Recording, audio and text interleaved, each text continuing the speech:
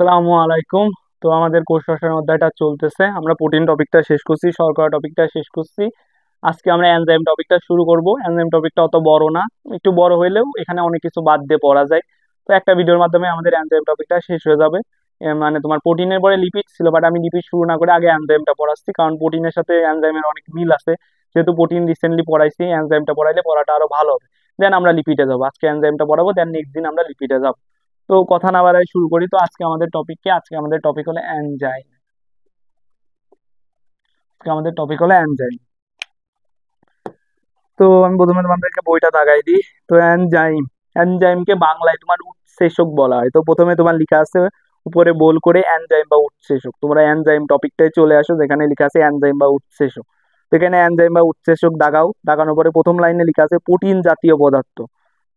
Protein জাতীয় পদার্থ এতটুকু দাগাও। দাগানোর পরে দুই লাইন নিচে চলে যাও, নিচে দেখবা সর্বপ্রথম ওয়ার্ডটা পাবা। সর্বপ্রথম ওয়ার্ডটা পাবা, এটা দাগাও। তার একটু করে পরে লেখা আছে ইস্ট কোষে জাইমেস আবিষ্কৃত হয়। ইস্ট কোষে জাইমেস আবিষ্কৃত হয়, এতটুকু দাগাও। ইস্ট কোষে জাইমেস আবিষ্কৃত হয়, এতটুকু দাগাও। এতটুকু দাগানোর পরে দেন একটু করে পরে একটা বিজ্ঞানীর নাম আছে সামনার। সামনার একটা বিজ্ঞানীর নাম আছে, সামনার বিজ্ঞানীর নামটা দাগাও। তার এক লাইন নিচে ধরো ইংলিশে লেখা আছে এনজাইমস আর প্রোটিন, এতটুকু দাগাও। এতটুকু দাগাইলা। দাগানোর পরে তোমার হলো এর নিচের লাইনে দেখো শুরুতেই লেখা আছে প্রোটিন জীবদেহে অল্প মাত্রায় বিদ্যমান। প্রোটিন জীবদেহে অল্প মাত্রায় বিদ্যমান। তো তোমরা প্রথমে প্রোটিন ওয়ার্ডটা দাগাও। প্রোটিন ওয়ার্ডটা একবার দাগাবা, তারপরে একটু ওটা ফাঁকা রেখে জীবদেহে অল্প মাত্রায় বিদ্যমান এতটুকু দাগাবা, একসাথে দাগাবা না। তারপরে কি তার একটু করে পরে দেখো লেখা আছে বিক্রিয়ার হারকে ত্বরান্বিত করে, এতটুকু দাগাও। লাগানোর পরে তোমার একটু গোটা পরে লেখা আছে বিক্রিয়ার পর তার একটু গোটা পরে লেখা আছে অপরিবর্তিত থাকে, এতটুকু দেখো। তার একটু গোটা পরে এনজাইম ওয়ার্ডটা আছে, এতটুকু দেখো। তার একটু গোটা পরে কি আছে, এনজাইম ওয়ার্ডটা আছে, এতটুকু দেখো। এতটুকু দাগানোর পরে তোমার এর নিচের লাইনে লেখা আছে enzyme carbon hydrogen oxygen nitrogen ও সালফার মৌলে গঠিত। এনজাইম কি, এনজাইম হলো তোমার কার্বন হাইড্রোজেন অক্সিজেন নাইট্রোজেন ও সালফার মৌলে গঠিত, এই পুরাটুকু দাগাও। এই পুরাটুকু দাগাইলা। দাগানোর পরে পরের পৃষ্ঠায় চলে আসো, পরের পৃষ্ঠায় এনজাইমের বৈশিষ্ট্য রয়েছে। তো এখানে তোমার প্রথমে কি আছে, প্রথমে তোমার এক নম্বরে লেখা রয়েছে প্রোটিন ধর্মী, এতটুকু দাগাও। দুই নম্বরে কলেড ওয়ার্ডটা দাগাও, কলেড ওয়ার্ডটা দাগাও। তিন নম্বরে কার্যকারিতা পিএইচ দ্বারা নিয়ন্ত্রিত, এতটুকু দাগাও। কার্যকারিতা পিএইচ দ্বারা নিয়ন্ত্রিত, এতটুকু দাগাও। তার একটু করে লেখা রয়েছে পিএইচ 6 থেকে 9, পিএইচ 6 থেকে 9, এতটুকু দাগাও। তার একটু করে লেখা আছে বেশি ক্রিয়াশীল, এতটুকু দাগাও। বেশি ক্রিয়াশীল, এতটুকু দাগাও। দেন 4 নম্বরে আসো, 4 নম্বরে লেখা আছে তোমার তাপ প্রবণ। 4 নম্বরের শুরুতে তোমার লেখা আছে তাপ প্রবণ, এতটুকু দাগাও। তার একটু বড় লেখা আছে 35 থেকে 40 ডিগ্রি তাপমাত্রায় অধিক ক্রিয়াশীল, এতটুকু দাগাও। 35 থেকে 40 ডিগ্রি সেলসিয়াস তাপমাত্রায় অধিক ক্রিয়াশীল, এতটুকু দাগাও। তার একটু বড় লেখা আছে অধিক তাপে এনজাইম বিনষ্ট হয়ে যায়, অধিক তাপে এনজাইম বিনষ্ট হয়ে যায়, এতটুকু দাগাও। কম তাপে নষ্ট হয় না, কম তাপে নষ্ট হয় না, এতটুকু দাগাও। তো দাগাইলা। দাগানোর পরে 5 নম্বরে আসো। 5 নম্বরে শুরুতে লেখা আছে খুব অল্প মাত্রায় বিদ্যমান, খুব অল্প মাত্রায় বিদ্যমান, এতটুকু দাগাও। তার একটু করে লেখা আছে বিক্রিয়ার হারকে ত্বরান্বিত করে, এতটুকু দাগাও। তারপরে 6 নম্বরে এসো। 6 নম্বরে তোমার একটু লাস্টের দিকে লেখা আছে বিক্রিয়ার সাম্য অবস্থার পরিবর্তন করে না, বিক্রিয়ার সাম্য অবস্থার পরিবর্তন করে না, এতটুকু দাগাও। এতটুকু দাগাইলা। দাগানোর পরে 7 নম্বরে আসো। 7 নম্বরে শুরুতে লেখা আছে কার্যকারিতা সুনির্দিষ্ট, কার্যকারিতা সুনির্দিষ্ট, এতটুকু দাগাও। তার একটু বড় লেখা আছে একটা নির্দিষ্ট এনজাইম শুধুমাত্র একটা নির্দিষ্ট বিক্রিয়া, এতটুকু দাগাও। একটা নির্দিষ্ট এনজাইম শুধুমাত্র একটি নির্দিষ্ট বিক্রিয়া, এতটুকু দাগাও। তার একটুকুটা পরে অর্থাৎ নিচে লাইনে লেখা আছে প্রভাবিত করে, এতটুকু দাগাও। প্রভাবিত করে, এতটুকু দাগাও। তারপরে কি 8 নম্বরে আসো। 8 নম্বরে তোমার শুরুতে লেখা আছে জীবিত কোষে উৎপন্ন হয়, জীবিত কোষে উৎপন্ন হয়, এতটুকু দাগাও। জীবিত কোষে উৎপন্ন হয়, এতটুকু দাগাও। তার একটু করে লেখা আছে কার্যকারিতার জন্য পানির প্রয়োজন হয়, কার্যকারিতার জন্য পানির প্রয়োজন হয়, এতটুকু দাগাও। দেন 9 নম্বরে লেখা আছে পানিতে দ্রবণীয়, পানিতে দ্রবণীয়, এতটুকু দাগাও। পানিতে দ্রবণীয়, এতটুকু দাগাও। দেন 10 নম্বরে লেখা আছে তোমার হলো অতি বেগুনি রশ্মি, অতি বেগুনি রশ্মি প্রভাবে এনজাইমের কার্যকারিতা নষ্ট হয়, এতটুকু দাগাও। অতি বেগুনি রশ্মি প্রভাবে এনজাইমের কার্যকারিতা নষ্ট হয়, এতটুকু দাগাও 10 নম্বরে। তো গেল, এখান থেকে তোমার গেল। তারপরে হলো তোমরা নিচে চলে আসো। নিচে দেখবা মানে নিচে একটা প্যারা আছে এনজাইমের রাসায়নিক বৈশিষ্ট্য, এই প্যারা তোমার চতুর্থ লাইনে তোমার লাস্ট থেকে দেখো লেখা আছে পানি গ্লিসারল ও লৌহ অ্যালকোহলের দ্রবণীয়, এটা একটু খুঁজো, তোমরা পেয়ে যাবা। এই মানে এনজাইমের রাসায়নিক বৈশিষ্ট্য, এই প্যারা 3 থেকে 4 লাইন নিচে যাও, একটু 2 থেকে 3 লাইন দেখো, পেয়ে যাবা যে পানি গ্লিসারল ও লৌহ অ্যালকোহলের দ্রবণীয়, পানি গ্লিসারল ও লৌহ অ্যালকোহলের দ্রবণীয়, এতটুকু দাগাও। এতটুকু দাগাইছো, দাগানোর পরে নিচে চলে আসো। এই পৃষ্ঠায় আর থাকো না, পরের পৃষ্ঠায় চলে এখানে জাস্ট এতটুকু দাগাও, পানি আর গ্লিসারল ও লোগো অ্যালকোহলের দ্রবণী দাগানোর পরে পরের পৃষ্ঠায় চলে আসো। তো পরের পৃষ্ঠায় একটা প্যারা শুরু হয়েছে তোমার হলো প্রোস্থেটিক গ্রুপ, কোফ্যাক্টর, কোএনজাইম। তো এই টপিকে চলে আসো, এই টপিকে চলে আসো। এই টপিকে তোমার পয়েন্ট আকারে লেখা আছে। তো প্রথম পয়েন্টে তোমার হলো, দেখো প্রথম পয়েন্টে একটু মাঝখানের দিকে যাও, শুধু প্রোটিন দিয়ে গঠিত এতটুকু দাগাও, শুধু প্রোটিন দিয়ে গঠিত এতটুকু দাগাও। তার একটু করে পরে লেখা আছে সরল এনজাইম, এতটুকু দাগাও। দেন 2 নম্বর পয়েন্টে আসো, 2 নম্বর পয়েন্টে লেখা আছে প্রোটিন অংশের সাথে একটি অপ্রোটিন অংশ অংশ সংযুক্ত থাকে, এতটুকু দাগাও। তার নিচের লাইনে লেখা আছে কনজুগেট প্রোটিন, এতটুকু দাগাও। দেন 3 নম্বর পয়েন্টে আসো, 3 নম্বর পয়েন্টে আসো, 3 নম্বর পয়েন্টে লেখা আছে প্রোটিন অংশকে অ্যাপো এনজাইম বলে, প্রোটিন অংশকে অ্যাপো এনজাইম বলে, এতটুকু দাগাও। প্রোটিন অংশকে অ্যাপো এনজাইম বলে, এতটুকু দাগাও। দেন 4 নম্বর পয়েন্টে আছো, 4 নম্বর পয়েন্টে লিখে আছে অপ্রোটিন অংশকে প্রোস্থেটিক গ্রুপ বলে, অপ্রোটিন অংশকে কি বলে, অপ্রোটিন অংশকে তোমার প্রোস্থেটিক গ্রুপ বলে, এতটুকু দাগাও। দেন হলো তোমার 5 নম্বর পয়েন্টে আসো, 5 নম্বর পয়েন্টে আসো, ওইখানে লেখা আছে, প্রথমে লেখা আছে এনজাইমের প্রোস্থেটিক গ্রুপটি কোনো ধাতুর আয়ন হলে, কোনো ধাতুর আয়ন হলে, এতটুকু দাগাও। প্রথমে লেখা আছে এনজাইমের প্রোস্থেটিক গ্রুপটি কোনো ধাতুর আয়ন, এতটুকু দাগাও। এনজাইমের প্রোস্থেটিক গ্রুপটি কোনো ধাতুর আয়ন, ধাতুর আয়ন। তারপরে তোমার মেটাল লেখা আছে, মেটালও দাগাও, মানে ধাতুর আয়ন আর মেটাল একই জিনিস। তো এখানে এরা ব্র্যাকেট বা কিছু দিয়ে লেখে নাই, তো এই জন্য আমি ওই জিনিসটা দাগাইতে নিষেধ করছি। তো তোমরা মেটাল ওয়ার্ডটাও দাগাও, অর্থাৎ প্রথম থেকে একদম প্রথমটুকুই দাগাও যে এনজাইমের প্রোস্থেটিক গ্রুপটি কোনো ধাতুর আয়ন মেটাল হলে তাকে কোফ্যাক্টর বলা হয়, এই পুরাটুকুই দাগাও। এই পুরাটুকু দেখো, এনজাইমের প্রোস্থেটিক গ্রুপটি কোনো ধাতুর আয়ন মেটাল হলে তাকে কোফ্যাক্টর বলে, এই পুরা লাইনটুকু দাগাও। দাগানোর পরে এর দেখো লাস্টে একটা এক্সাম্পল দিয়ে আছে Fe2+, Mg2+, Zn2+, এই 3টা এক্সাম্পল দাগাও। এই 3টা এক্সাম্পল দাগাইলা, দাগানোর পরে তোমরা চলে আসো, একটা টপিক আছে কোএনজাইম। তো কোএনজাইম ওয়ার্ডটা দাগাও, প্রথমে কোএনজাইম ওয়ার্ডটা দাগাও।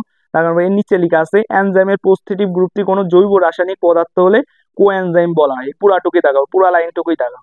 পুরো লাইনটুকু দাগানোর পরে পাশে তোমার যেমন লেখা আছে FAD, NAD, ATP, এই 3টা এক্সাম্পলই দাগাও, এই 3টা এক্সাম্পলই দাগাও। 3টা এক্সাম্পল দাগাইলা, দাগানোর পরে তোমার নিচে একটা প্যারা শুরু হয়েছে এনজাইমের কাজের কৌশল, এই প্যারাটা দাগাও। এনজাইমের কাজের কৌশল, এই প্যারাটা দাগাও। এই প্যারাটা দাগাইলা, দাগানোর পরে এর হলো তৃতীয় লাইনে লেখা আছে তালা চাবির মতো, এতটুকু দাগাও, তালা চাবির মতো, এতটুকু দাগাও। এতটুকু দাগাইলা, দাগানোর পরে পরের পৃষ্ঠায় এসো, পরের পৃষ্ঠায় কিচ্ছু দাগানো লাগবে না, তারপরের পৃষ্ঠায় চলে যাও। তারপরে পৃষ্ঠায় দেখো একটা প্যারা শুরু হয়েছে এনজাইমের শ্রেণীবিন্যাস, তো এই প্যারায় আসো।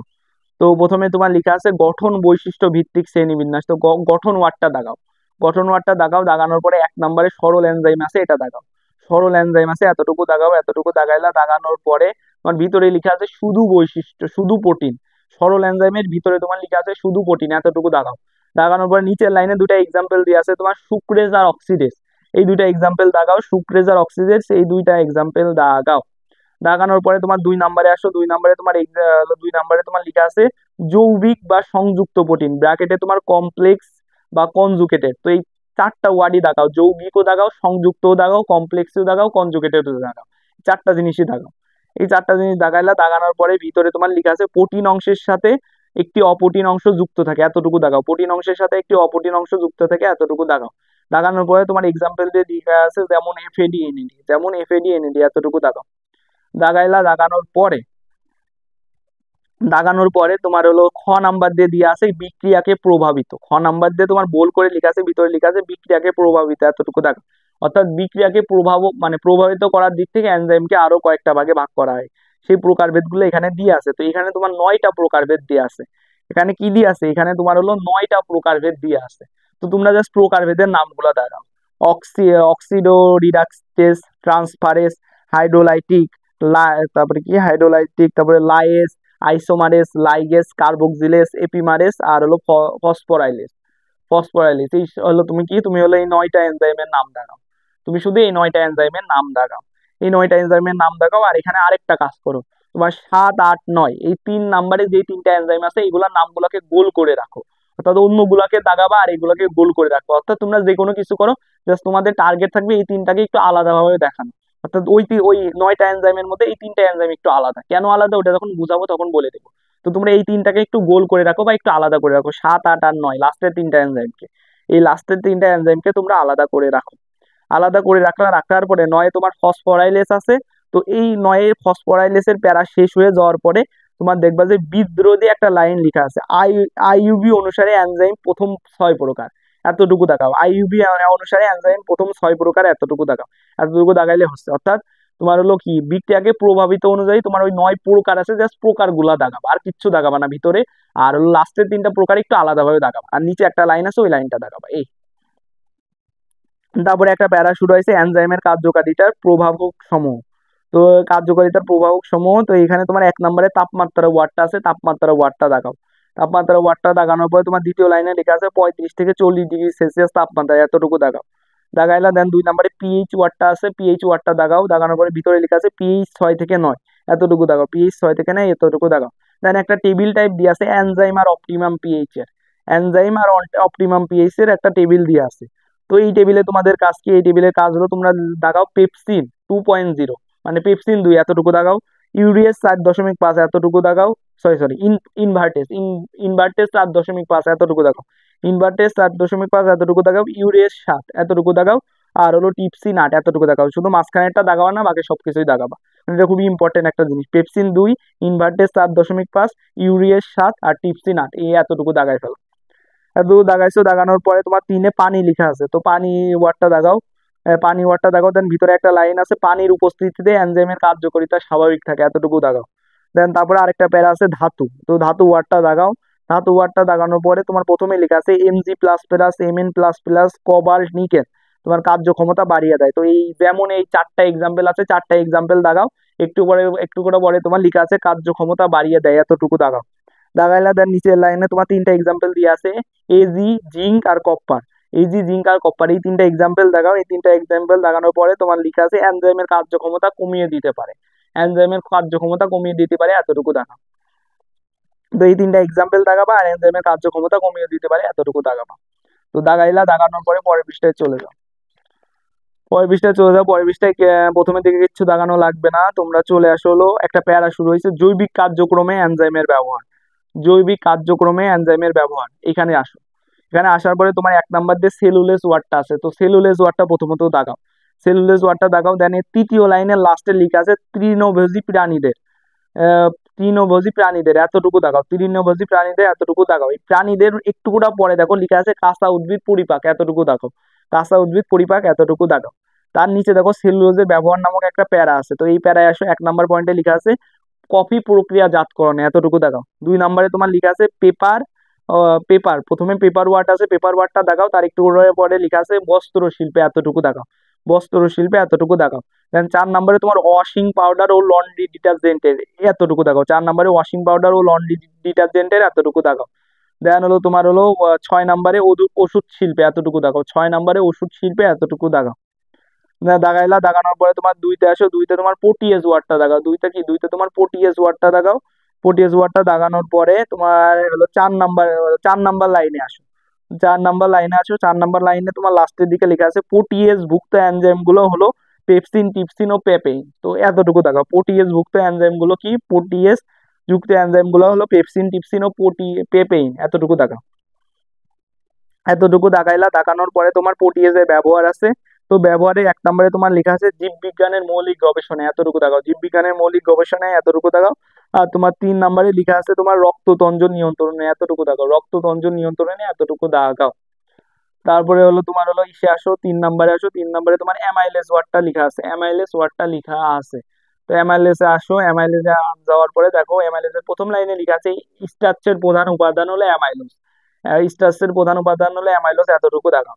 স্টার্চের প্রধান উপাদান অ্যামাইলোজ, এতটুকু দাগাও। তারপরে তোমার নিচে লেখা আছে অ্যামাইলেজের ব্যবহার, তো ব্যবহারে আসো। 1 নাম্বার পয়েন্টে শুধু স্টার্চ ওয়ার্ডটা দাগাও। 1 নাম্বার পয়েন্টে শুধু স্টার্চ ওয়ার্ডটা দাগাও। 2 নাম্বার পয়েন্টেও শুধু স্টার্চ ওয়ার্ডটাকে দাগাও। 2 নাম্বার পয়েন্টে তোমার ভিতরের দিকে স্টার্চ ওয়ার্ড আছে, ওইটা দাগাও। 3 নাম্বার পয়েন্টেও তোমার দেখো স্টার্চ ওয়ার্ড আছে, স্টার্চ ওয়ার্ডটাকে দাগাও, আর কিচ্ছু দাগাবা না। 4 নাম্বার পয়েন্টে তোমার লেখা আছে প্যানক্রিয়েটিক এনজাইম রিপ্লেসমেন্ট চিকিৎসায়, প্যানক্রিয়েটিক এনজাইম রিপ্লেসমেন্ট থেরাপি চিকিৎসা, এতটুকু দাগাও। এটা 4 নাম্বার পয়েন্টে দাগাও, প্যানক্রিয়েটিক এনজাইম রিপ্লেসমেন্ট থেরাপি চিকিৎসা, এতটুকু দাগাও। দাগানোর পরে তোমার 4 নাম্বারে আসো। 4 নাম্বারে তোমার ক্যাটালেস ওয়ার্ড আছে, ক্যাটালেস ওয়ার্ডটা দাগাও। ক্যাটালেস ওয়ার্ডটা দাগাও।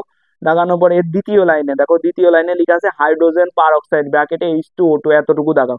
এতটুকু দাগাইলা। দাগানোর পরে দেখো ক্যাটালেজের ব্যবহার আছে, ক্যাটালেজের ব্যবহার আছে। এখানে তোমার 1 নাম্বার পয়েন্টের ভিতরে তোমার লেখা আছে হাইড্রোজেন পারঅক্সাইড, এতটুকু দাগাও। 1 নম্বর পয়েন্টের ভিতরে তোমার হাইড্রোজেন পার অক্সাইড আছে, এতটুকু দাগাও। দেন 2 নম্বর পয়েন্টের ভিতরেও তোমার হাইড্রোজেন পার অক্সাইড আছে, এতটুকু দাগাও। 2 নম্বর পয়েন্টের ভিতরেও তোমার হাইড্রোজেন পার অক্সাইড আছে, এতটুকু দাগাও। 3 নম্বর পয়েন্টে তোমার লেখা আছে হলো চোখের কন্টাক্ট লেন্স পরিষ্কারের কাছে, চোখের কন্টাক্ট লেন্স পরিষ্কারের কাছে, তো এতটুকু দেখাও। চোখের কন্টাক্ট লেন্স পরিষ্কারের কাছে এতটুকু দেখাও। দাগাইলে দেন 5-এ আসো, পাশে হলো তোমার জাইমেস ওয়ার্ডটা আছে, জাইমেস ওয়ার্ডটা আছে। তো জাইমেস মানে জাইমেস ওয়ার্ডটা দাগাও। দাগানোর পরে দেখো প্রথম লাইনের ভিতরে গোল করে ইস্ট ওয়ার্ডটা লেখা আছে, ইস্ট ওয়ার্ডটা দাগাও, ইস্ট ওয়ার্ডটা দাগাও, ইস্ট ওয়ার্ডটা দাগাও। দাগানোর পরে আমার ভিতরে লেখা আছে হলো জাইমেজের ব্যবহার, জাইমেজের ব্যবহার। তো জাইমেজের ব্যবহারে যাও, জাইমেজের ব্যবহারে তোমার হলো তোমার হলো তোমার প্রথমে তোমার লেখো ভিতরে একটা ওয়ার্ড আছে বদহজম, বদহজম ওয়ার্ডটা দেখাও। তার একটু উপরে ওষুধ আছে, ওষুধ ওয়ার্ডটা দেখাও।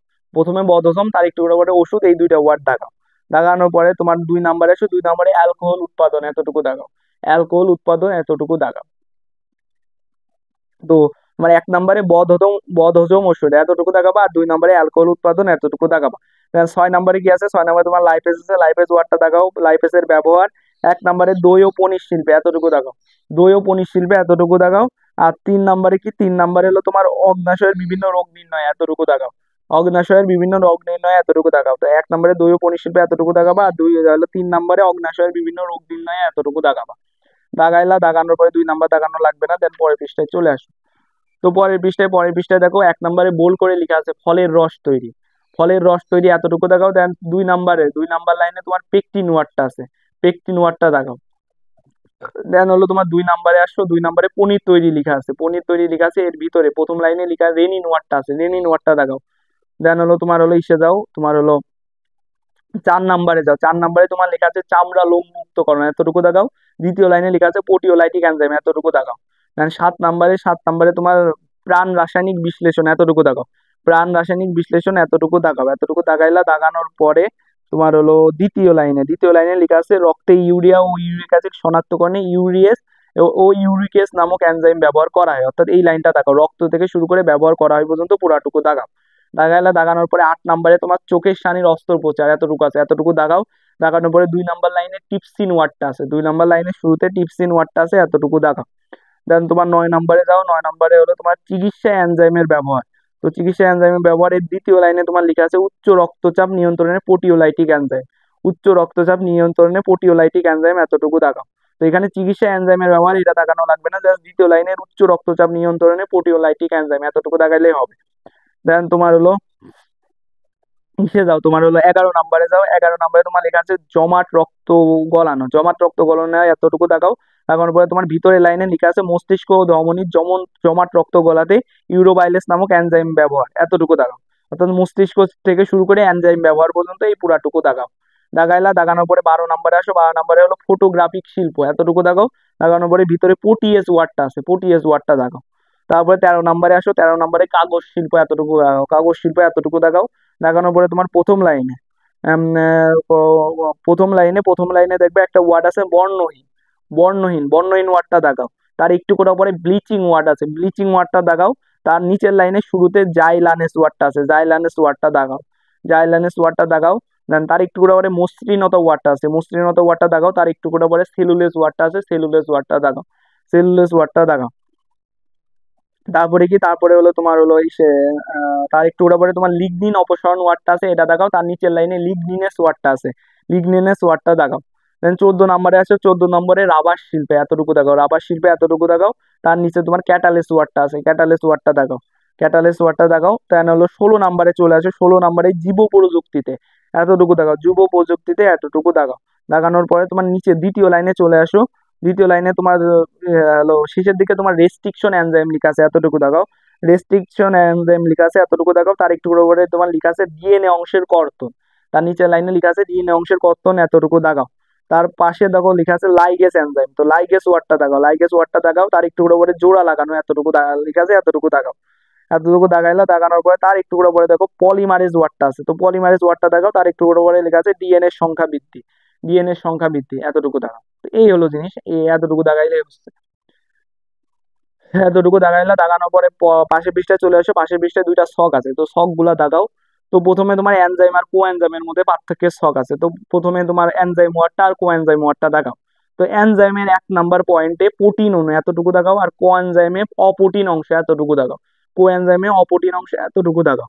দেন হলো তোমার হলো ইসে তোমার 2 নাম্বার পয়েন্ট এনজাইমের ক্ষেত্রে আণবিক ওজন। আণবিক ওজন তোমার নিচে দেখো লেখা আছে 10 দিয়ে অনেকগুলো শূন্য দিয়ে ডাল্টন দিয়ে আছে এতটুকু দেখাও। 10 দিয়ে অনেকগুলো শূন্য ডাল্টন এতটুকু দেখাও। ওই 12,000 ওইসব দেখানো লাগবে না। আণবিক ওজন 10 দিয়ে অনেকগুলো শূন্য ডাল্টন এতটুকু দেখাও। আর হলো তোমার হলো কোএনজাইমের ক্ষেত্রে আণবিক ওজন অনেক কম এতটুকু দেখাও। আর যতটুকু দাগাইলা দাগানোর পরে তোমার এনজাইমের 3 নাম্বারে আসো। 3 নাম্বারে হলো স্বতন্ত্রভাবে কাজ করতে পারে এতটুকু দাগাও। স্বতন্ত্রভাবে কাজ করতে পারে এতটুকু দাগাও। আর হলো তোমার হলো কোএনজাইমের 3 নাম্বার পয়েন্টে তোমার প্রথমে স্বতন্ত্রভাবে আছে এতটুকু দাগাও, তার একটু উপরে লেখা আছে কাজ করতে পারে না এতটুকু দাগাও। এতটুকু দাগাইলা দাগানোর পরে তোমার এনজাইমের 4 নাম্বার পয়েন্টে আসো। 4 নাম্বার পয়েন্টে তোমার লেখা আছে 50 থেকে 60 ডিগ্রি সেলসিয়াস তাপমাত্রায় এনজাইমের কার্যকারিতা থাকে না এতটুকু দাগাও। 50 থেকে 60 ডিগ্রি সেলসিয়াস তাপমাত্রায় এনজাইমের কার্যকারিতা থাকে না এতটুকু দাগাও। আর হলো কোএনজাইমের 4 নাম্বার পয়েন্টে তোমার লেখা আছে তাপমাত্রা সহন ক্ষমতা অনেক বেশি এতটুকু দাগাও। তাপমাত্রা সহন ক্ষমতা অনেক বেশি এতটুকু দাগাও। দেন এনজাইমে তোমার 5 নাম্বার পয়েন্টে লেখা আছে ভিটামিন এনজাইম হিসেবে কাজ করে না এতটুকু দেখাও। ভিটামিন এনজাইম হিসেবে কাজ করে না এতটুকু দেখাও। আর কোএনজাইমের 5 নাম্বার পয়েন্টে হলো ভিটামিন কোএনজাইম হিসেবে কাজ করে এতটুকু দেখাও। ভিটামিন কোএনজাইম হিসেবে কাজ করে এতটুকু দেখাও। দাগাইলে দাগানোর পরে এনজাইমে তোমার 6 নাম্বার পয়েন্টে আছে তোমার 2টা এক্সাম্পল দিয়ে আছে প্রোটিয়েস লাইপেজ এতটুকু দেখাও। আর কোএনজাইমে 3টা এক্সাম্পল দিয়ে আছে এটিপি এনএডি এফএডি এই 3টা এক্সাম্পল দেখাও। দাগাইলা দাগানোর পরে এই ছকটা শেষ। তারপরে আরো একটা ছক আছে কি জৈব অনুঘটক আর উৎসেচকের মধ্যে, সরি অজৈব অনুঘটক আর উৎসেচকের মধ্যে তোমার হলো ছক। তো তোমার হলো 1 নাম্বারে আসো। 1 নাম্বারে হয় না এতটুকু দেখাও। হইলো 1 নাম্বারে অজৈব অনুঘটকের ক্ষেত্রে হয় না এতটুকু দেখাও। আর উৎসেচকের ক্ষেত্রে জীবকোষে উৎপন্ন হয় এতটুকু দেখাও। দেন হলো 2 নাম্বারে আসো। 2 নাম্বারে অজৈব অনুঘটকের ক্ষেত্রে হয় না এতটুকু দেখাও। আর হলো উৎসেচকের ক্ষেত্রে কোফ্যাক্টর বা কোএনজাইমের প্রয়োজন হয় এতটুকু দেখাও। কোফ্যাক্টর বা কোএনজাইমের প্রয়োজন হয় এতটুকু দেখাও। দেন 3 নাম্বার পয়েন্টে কোমোয়ারটা দেখাও। কোমোয়ারটা দেখাও। আর উৎসেচকে হলো আণবিক ভর অপেক্ষাকৃত অনেক বেশি এতটুকু দেখাও। আণবিক ভর অপেক্ষাকৃত অনেক বেশি এতটুকু দেখাও। দেন হলো তোমার হলো 4 নাম্বারে আসো। 4 নাম্বারে হয় না এতটুকু দেখাও। তোমার অজৈব অনুঘটকে 4 নাম্বারে হয় না এতটুকু দেখাও। আর উৎসেচকের 4 নাম্বারে বেশি তাপ প্রয়োগে বিনষ্ট হয় এতটুকু দেখাও। বেশি তাপ প্রয়োগে বিনষ্ট হয় এতটুকু দেখাও। অজৈব অনুঘটকের 5 নাম্বার পয়েন্টে পিএইচ এর তেমন কোনো ভূমিকা নেই এতটুকু দেখাও। অজৈব অনুঘটকের 5 নাম্বার পয়েন্টে পিএইচ এর তেমন কোনো ভূমিকা নেই এতটুকু দেখাও। আর উৎসেচকের 5 নাম্বার পয়েন্টে নির্দিষ্ট পিএইচ উৎসেচকের সর্বোচ্চ কর্মক্ষমতা প্রকাশ করে এতটুকু দেখাও। এটা হলো উৎসেচকের 5 নাম্বারে দাগাবা যে হলো নির্দিষ্ট পিএইচ উৎসেচকের সর্বোচ্চ কর্মক্ষমতা প্রকাশ করে এতটুকু দাগাও। তো মোটামুটি এই ছকটাও হয়ে গেল। তো মোটামুটি আমার এনজাইম টপিকটা দাগানো শেষ। তো তোমরা যারা বুঝতে পারো না তারা ভিডিওটা একটু পজ করো বা একটু ব্যাকে যাও, যেইভাবে হোক দাগাই নাও। আর যদি তাও না পারো তাহলে আমার ফেসবুক পেজে আমি হলো তোমার হলো ইটা আমার ওই পৃষ্ঠার পিক আপলোড দিয়ে দেবো, ওইখান থেকে দেখেও তোমরা হলো জিনিসটা দাগাই নিতে পারবো। তোমাদের যেভাবে সুবিধা হয়, বাট তোমরা আগে দাগাই নিবা। দাগাই নিলে কি হয়, জিনিসটা তোমাদের গোছানো হয়, কারণ তোমরা আমার কথা শুনে জিনিসগুলো বুঝতে পারবা। তোমরা আমার কথা শুনে কি হবে, তোমরা আমার কথা শুনে জিনিসগুলো বুঝতে পারবা, বাট লং টাইম মনে রাখার জন্য তোমাদের তো একটা কিছু লাগবে। তো লং টাইম মনে রাখার জন্য 2টা জিনিস, তোমার দাগানো বই আর হলো তোমার নোট, এই 2টা জিনিস যদি তোমার সাথে থাকে তাইলে কি হবে, তুমি যদি আজকে পড়ছো ঠিক আছে, বাট আজকে থেকে 3 থেকে 4 মাস পরে তুমি তো এরকম ভাবে তোমার মনে থাকবে না। বাট তুমি যদি একবার তোমার নোটগুলা দেখো, একবার যদি দাগানো বইটা দেখো, তাহলে এমনি তোমার মাথায় সবকিছু খেলে যাবে। তোমার আরো অত কিছু করা লাগবে না। বাট তুমি যদি বই দাগায় না রাখো, নোট না করে রাখো, আপাতত তুমি জিনিসগুলো বুঝবা, বাট তোমার লং টাইম মনে থাকবে না। আর তুমি যদি নোট দাগানো বই রাখো, এটা যদি 3 থেকে 4 বার দেখো, দেখবে যে তোমার একদম প্রপারলি জিনিসগুলো মাথার ভিতরে ঢুকে গেছে। এই জন্য বই দাগানো আর নোট খুবই ইম্পর্টেন্ট। তো তোমরা যে করে হোক বইটা দাগাই নাও, দরকার বলে আমার এফবি পেজে আমি ছবি দিব, ওইখান থেকে করো। হ্যাঁ, আমার কথা শুনে করো, যেমনি হোক দাগাই নিবা, বাট আমি তোমাদেরকে সাজেস্ট করবো আমার কথা শুনে দাগাই নিতে। তাহলে তোমাদের জিনিসটা মাথার ভিতরে ঢুকবে, প্লাস হলো তোমাদের দাগানোটা আরো প্রপার হবে। এই হলো কথা। তো মোটামুটি আমি আশা করতেছি তোমরা সবাই দাগাই ফেলছো। আর যদি কিছু বাদ থাকে আমি পড়ানোর টাইমেও তোমরা দাগাইতে পারবা, কারণ আমি ওই হিসাবেই পড়াই। তো আমরা কথা না বাড়াই আমাদের পড়াই যাই। তো আজকে এখন আমাদের টপিক কি, আমাদের টপিক হলো এনজাইম। প্রথমত আমাদের জানা লাগবে এনজাইমের বাংলা ওয়ার্ডটা কি। তো এনজাইমকে তোমার বাংলায় উৎসেচক বলা হয়। উৎসেচক বলা হয়। এখন অনেকে এনজাইম চেনে, উৎসেচক চেনে না। তো প্রথমত তোমাদের এই এনজাইমের যে বাংলা মানে মিনিংটা আছে ওটা জানবা। যে এনজাইমকে তোমার বাংলায় কি বলা হয়, এনজাইমকে তোমার বাংলায় হলো উৎসেচক বলা হয়।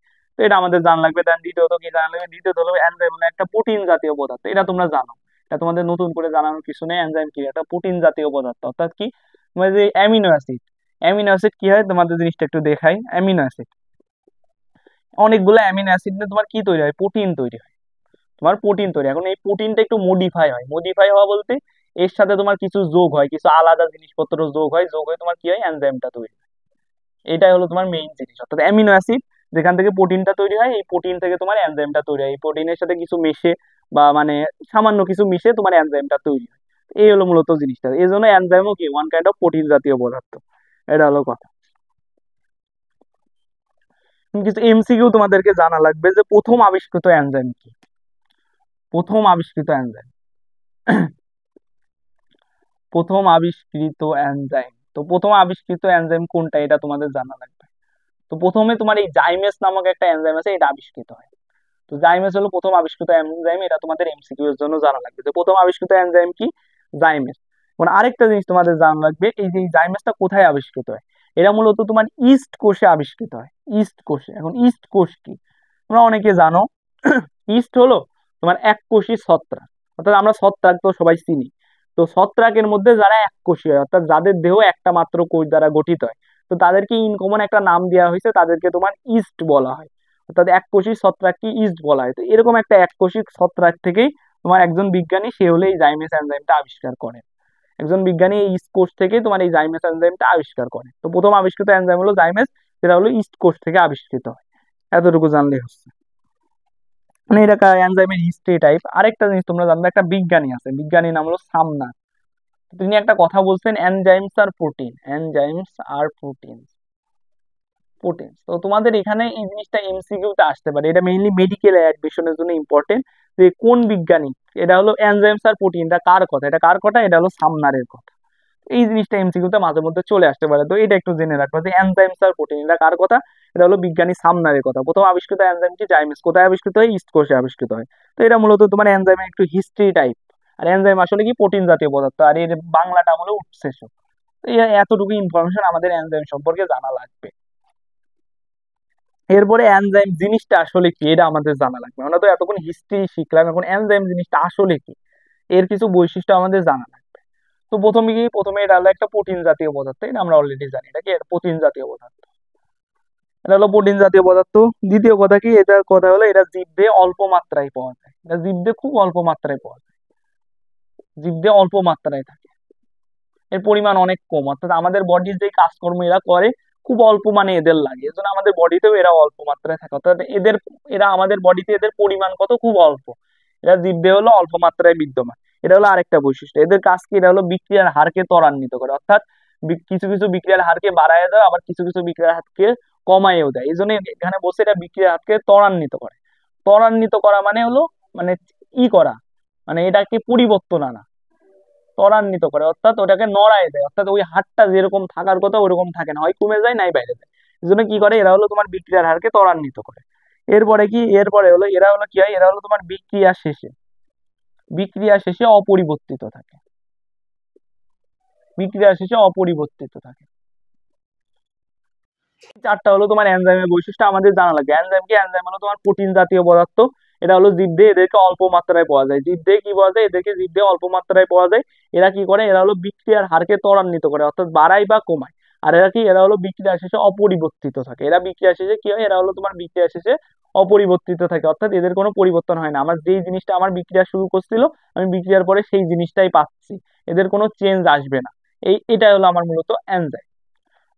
তো এই হলো কাহিনী। তো আমাদের এই জিনিসগুলো জানা লাগবে, এইগুলো যদি আমরা এনজাইম সম্পর্কে বলতে পারি, তার মানে আমাদের টিচার ভাববে যে হ্যাঁ আমি এনজাইমকে চিনি, আমি এনজাইম জিনিসটাকে ওরা উপলব্ধি করতে পারছি। এই জন্য এই চারটা বৈশিষ্ট্য আমাদের এনজাইম সম্পর্কে জানা লাগবে।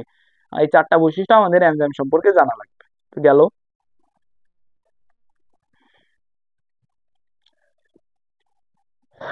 এনজাইম সম্পর্কে আমরা চারটা জিনিস শিখলাম। আর দুইটা জিনিস এনজাইমকে কি, এনজাইমকে তোমার জৈব অনুঘটক বলা হয়। এটা একটা ইম্পর্টেন্ট এমসিকিউ। এনজাইমকে কি বলে, জৈব অনুঘটক বলা হয়। একে ইংলিশে তোমার অর্গানিক ক্যাটালিস্ট, ক্যাটালিস্ট।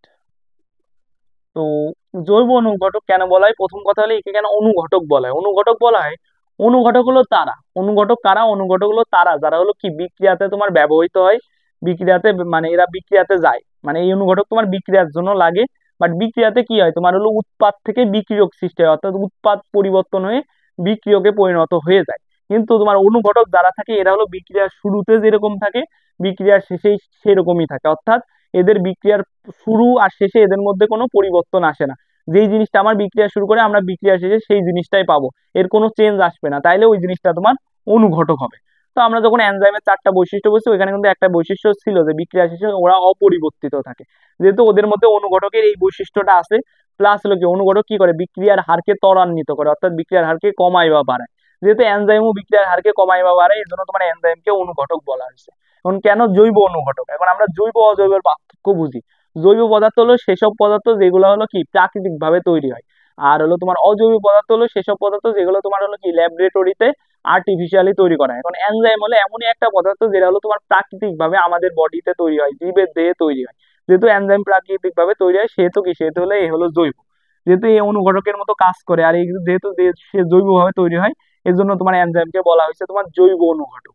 এনজাইমকে কি বলা হয়েছে, এনজাইমকে তোমার জৈব অনুঘটক বলা হয়েছে। তো এই জিনিসটা আমাদের একটু জানা লাগবে এমসিকিউ এর জন্য। এখন এনজাইম কি দ্বারা তৈরি, তো আমরা প্রথমে জানি এনজাইম হলো প্রোটিন জাতীয় পদার্থ, অর্থাৎ প্রোটিন যা দ্বারা তৈরি তা দ্বারাই তৈরি। প্রোটিন কি কি দ্বারা তৈরি, কার্বন, অক্সিজেন, নাইট্রোজেন আর হাইড্রোজেন, এই 4টা জিনিস দ্বারা প্রোটিন তৈরি। তাহলে এনজাইমও এই 4টা জিনিস দ্বারা তৈরি। হ্যাঁ, এনজাইম এই 4টা জিনিস দ্বারাই তৈরি, বাট এখানে একটু পার্থক্য আছে। পার্থক্যটা কি, পার্থক্যটা হলো এই 4টা জিনিস বাদে এনজাইমে আরেকটা জিনিস স্পেশালি পাওয়া যায়, সেটা হলো সালফার। অর্থাৎ আমি তোমাদেরকে যখন প্রোটিন পড়াইছিলাম আমি তোমাকে বলছিলাম যে প্রোটিনলি মেইনলি এই 4টা পাওয়া যায়, এই 4টা বাদেও আরো এক্সট্রা ভাবে কপার পাওয়া যাইতে পারে, আয়রন পাওয়া যাইতে পারে, সালফার পাওয়া যাইতে পারে। এখন প্রোটিনের মধ্যে এই 4টা বাদে এর ভিতরে যে কোনো একটা পাওয়া যাইতে পারে। তো এর মধ্যে যে সালফারটা আছে ওইটা আবার এনজাইমে পাওয়া যায়। কারণ কি enzyme one kind of protein, অর্থাৎ প্রোটিনটা মডিফাই হয়েই তো এনজাইম তৈরি হয়েছে। তো মডিফাইটা কিভাবে হয়েছে, এর মধ্যে সালফার অ্যাড হয়েছে, এর মধ্যে সালফার অ্যাড হয়েছে যেটা হলো মেইন পদার্থ হিসেবে বিস্তার করতেছে প্রোটিনে। তাহলে ওটা হলো তোমার হলো এনজাইম, অর্থাৎ যেই প্রোটিনে তোমার sulphur one kind of main পদার্থ ওটা হলো এনজাইম। তো আমাদের জানা লাগবে যে এনজাইম হলো এমন একটা প্রোটিন যেখানে তোমার কি মেইন পদার্থ হিসেবে কার্বন, অক্সিজেন, নাইট্রোজেন, হাইড্রোজেনের পাশে সালফারও পাওয়া যায়। তো এনজাইমের বৈশিষ্ট্য এরকম, এর জন্য এই হলো প্রোটিন থেকে তৈরি হয়, বাট এই কিন্তু প্রোটিন না। এই হলো কাহিনী। আমরা এই জিনিসটা বুঝে ফেললাম। তো গেল আমাদের এই পার্টটা শেষ, এখন আমরা এনজাইমের বৈশিষ্ট্য শিখবো, সবচেয়ে ইম্পর্টেন্ট যে জিনিসটা এনজাইমের বৈশিষ্ট্য। আমরা এনজাইম সম্পর্কে মোটামুটি একটা ধারণা পেয়ে গেছি, এখন এনজাইমের যে মূল বৈশিষ্ট্য ওইগুলো আমরা জানবো। তো প্রথম বৈশিষ্ট্য তোমার এনজাইম হলো প্রোটিন ধর্মী। তো এটা তোমাদের নতুন করে বলার কিছু নেই, এটা তোমরা অলরেডি জানো। এনজাইম কি, এনজাইম হলো তোমার প্রোটিন ধর্মী। এনজাইম প্রোটিন ধর্মী এটা জানি। তারপরে একটা কথা বলা হয়েছে, তারপরে কি, তারপরে এটা কোয়ালেট নামক একটা ওয়ার্ড ধরেছে, এটা হলো কলেট ধর্মী। এটা হলো কলেট ধর্মী। এখন এটা কিন্তু তোমার নতুন ভাবে মুখস্থ করা লাগবে না, এটা তুমি অলরেডি জানো, এটাও তুমি জানো। কেমনে জানো, তুমি যখন প্রোটিনের বৈশিষ্ট্য পড়ছো, প্রোটিনের বৈশিষ্ট্য পড়ছো তুমি কি পড়ছো, ক বা কক দিয়ে পড়ছো।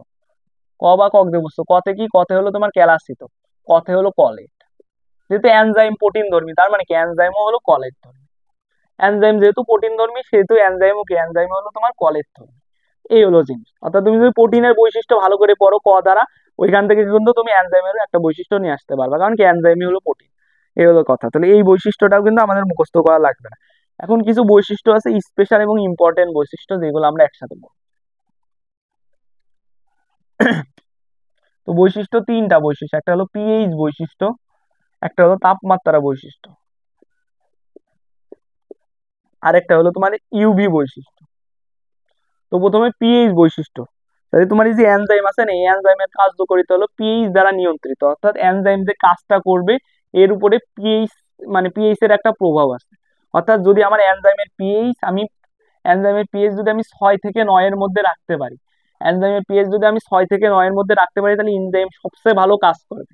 আর এর থেকে যদি কম হয় বা বেশি হয় তাহলে এনজাইমের কার্যকারিতাটা হাইয়েস্ট হবে না, বা কিছু কম হবে, বা মানে কিছু কম হয়ে যাবে। অর্থাৎ একটা এনজাইম সবচেয়ে ভালো কাজ করে যখন হলো এনজাইমের পিএইচ 6 থেকে 9 এর মধ্যে থাকে। অর্থাৎ এনজাইমের পিএইচ এরকম না, অর্থাৎ ও যেই জায়গাটা কাজ করতেছে ওই জায়গাটা, অর্থাৎ ওই পরিবেশের পিএইচ যদি 6 থেকে 9 এর মধ্যে হয়, তো ওই পরিবেশটা, অর্থাৎ এনজাইম যেই জায়গাটা কাজ করতেছে ওই জায়গাটার পিএইচ যদি 6 থেকে 9 এর মধ্যে হয়, ওই জায়গাটার পিএইচ যদি 6 থেকে 9 এর মধ্যে হয় তাহলে এনজাইম সবচেয়ে ভালো কাজ করবে। এর থেকে কম হইলে বা বেশি হইলে এনজাইমের কাজটা কি হবে, কাজটা কমে যাবে, ওর হাইয়েস্ট এফোর্টটা দিতে পারবে না। এই হলো পিএইচ এর প্রভাব। এরপরে আছে হলো তাপমাত্রার প্রভাব। এখন এনজাইম হলো তোমার তাপমাত্রা দ্বারাও এনজাইমের কার্যকারিতা নিয়ন্ত্রিত হয়। তাপমাত্রা দ্বারাও এনজাইমের কার্যকারিতা নিয়ন্ত্রণ হয় কিভাবে, যদি এনজাইম যেখানে কাজ করে ওইখানকার টেম্পারেচার তোমার 35°C থেকে 40°C হয়, এনজাইম যেখানে কাজ করে ওইখানকার টেম্পারেচার যদি তোমার 35 থেকে 40°C হয়, তাহলে এনজাইম হলো সবচেয়ে ভালো কাজ করবে। এর থেকে কম হলে বা বেশি হলে এনজাইমের হাইয়েস্ট ইফোর্টটা দিতে পারবে না। এর কাজ যত মানে হাইয়েস্ট যতটুকু কাজ করতে পারে তার থেকে একটু হলেও কাজ কম হবে যদি টেম্পারেচারটা এর থেকে কম বা বেশি হয়। তো এই জিনিসটা জানা লাগবে। মানে এখানে আরেকটা জিনিস জানবা, টেম্পারেচার যদি অনেক বেশি হয়, অনেক বেশি হয়, অনেক বেশি, অনেক বেশি বলতে তোমার 50 থেকে 60°C, 50 থেকে 60°C, তাহলে এনজাইম নষ্ট হয়ে যায়, এনজাইম একদম পুরোপুরি নষ্ট হয়ে যায়। অর্থাৎ তোমার 40-এর বেশি হলে বা 35-এর নিচে হলে এনজাইমের কাজ কমে যায়, বাট এনজাইম একদম নষ্ট হয়ে যায় না, অর্থাৎ ওর কাজ যতটুকু হওয়ার কথা তার থেকে কমে যায়। বাট এর টেম্পারেচার যদি তোমার 50 ক্রস করে যায়, 50 ক্রস করে যায়, তাইলে কি হবে, তাইলে হলে এনজাইম নষ্ট হয়ে যাবে, অর্থাৎ একদমই কাজ হবে না, কাজ একদম জিরো হয়ে যাবে। এটা মাথায় রাখা লাগবে। কিন্তু টেম্পারেচার যদি অনেক কমে যায়, টেম্পারেচার যদি অনেক কমে যায়, ধরো টেম্পারেচার কমে -4°C হয়েছে, তাইলে কি হবে, তাইলে এনজাইমের কাজ অনেক কমে যাবে, বাট এনজাইম নষ্ট হবে না, এনজাইম নষ্ট হবে না, নষ্ট হবে না। অর্থাৎ টেম্পারেচার কমে গেলে, অনেক কমে গেলেও এনজাইম নষ্ট হয় না, আর টেম্পারেচার অনেক বেড়ে গেলে এনজাইম নষ্ট হয়ে যায়, বাট কাজ কমে যাবে। 35 থেকে 40 ডিগ্রি কম বা বেশি হলে কাজ কমে যাবে, অর্থাৎ এনজাইম হাইস্ট যতটুকু কাজ করতে পারে অতটুকু কাজ করতে পারে না। তো এটা আমাদের জানা লাগবে। ইউভি, তো ইউভি রশ্মি, অর্থাৎ যেই পরিবেশে এনজাইম কাজ করে ওই পরিবেশে যদি ইউভি রশ্মি বেশি থাকে, তাহলে কি হয়, এই এনজাইমের কার্যকারিতা কমে যায়, কার্যকারিতা কি হয়, কমে যায়, অর্থাৎ এদের হাইয়েস্ট ইফোর্টটা দিতে পারে না। যদি কি হয়, যদি ওই পরিবেশে তোমার হলো ইউভি ইউভি রশ্মির পরিমাণ অনেক বেশি থাকে, তাইলে কি হয়, এনজাইম হলে এর হাইয়েস্ট কাজটা করতে পারে না। এই হলো জিনিস। তো এই তিনটা একই টাইপের জিনিস, এই তিনটা একই টাইপের জিনিস, এর জন্য এই তিনটা তোমাদেরকে একসাথে পড়াইলাম। তো এই তিনটা তোমাদের জানা লাগে, খুব ইম্পর্টেন্ট তিনটা পয়েন্ট। এটা এমসিকিউ সিকিউ তিনটার জন্য এক্সাম্পল, এই যে পিএইচ রেঞ্জটা আছে, এই টেম্পারেচারটা আছে, এগুলো তোমার এমসিকিউ তে প্রচুর আসে। এই জন্য তোমাদেরকে এমসিকিউ সিকিউ দুইটা মাথায় রেখে এই তিনটা পয়েন্ট পড়া লাগবে। আমাদের 5টা পয়েন্ট শেষ।